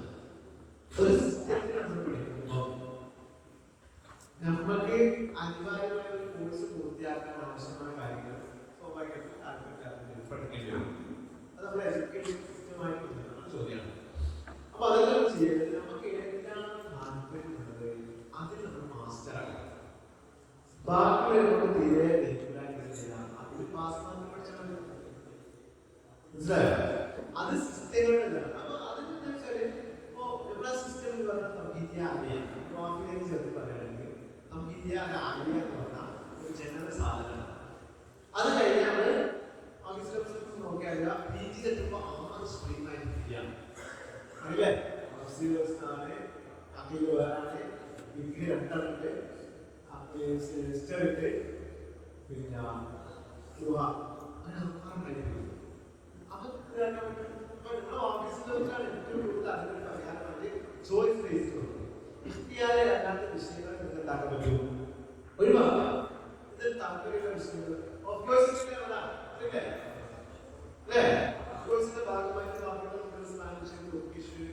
ഫ്രഞ്ച്, ജർമ്മനി, മറ്റു ആപ്പുകൾ ഇരുന്നൂറിലധികം വിഷയങ്ങൾ കഴിഞ്ഞ 2 വർഷത്തിലൂടെ പഠിച്ചിട്ടുണ്ട്.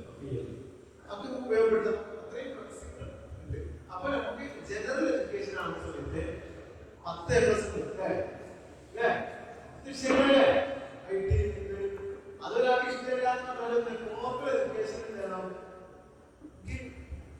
ഇഷ്ടമില്ലാത്ത കാര്യമില്ല. അപ്പൊ എന്ത് ചെയ്യണം? ഒരു ഡീപ്നെസ് കിട്ടാവുന്ന കാര്യത്തിൽ നമ്മൾ പഠിക്കുക. സിസ്റ്റത്തിലുള്ള പഠിക്കുക. സിസ്റ്റം ഇല്ലാതെ മനസ്സിലാവുന്നത് ബാക്കി മുതൽ ഒന്നും ആവാതെ നമുക്ക് ജീവിക്കാൻ അടിമണിമാരുണ്ടല്ലോ. ഒരു വിധം ഒന്നുമില്ല. കപ്പാസിറ്റി ഉണ്ട്. അങ്ങനെയുണ്ട്. പക്ഷെ അവരെല്ലാവർക്കും തന്നെ നമ്മൾക്ക് തെളിയിക്കപ്പെട്ട സിസ്റ്റം സമന്വയമാക്കി പറയുന്നത് ആ ഇതിൽ അതിനാണ്.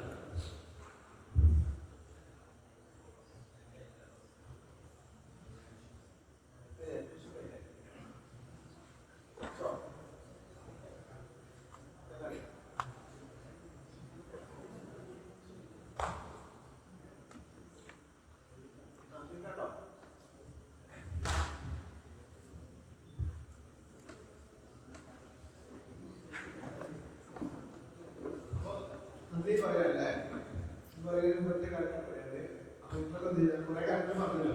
ഒന്ന് കേട്ട് വരച്ച് പോയിട്ട് രീതിയിൽ ഒരു താല്പര്യമില്ല. മനസ്സിലായോ? നമ്മളെ ഈ പറഞ്ഞ ആരെങ്കിലും ഒരാൾക്ക് ഞാൻ കുറെ ആൾക്കാരുണ്ട്. ഒരു ശാസ്ത്രം ആകെ കാണിക്കുന്ന 4 ആൾക്കാരാണ്. എന്റെ പോയി കോളേജിൽ 5 കൊല്ലത്തിൽ ഒരാൾ വർഷം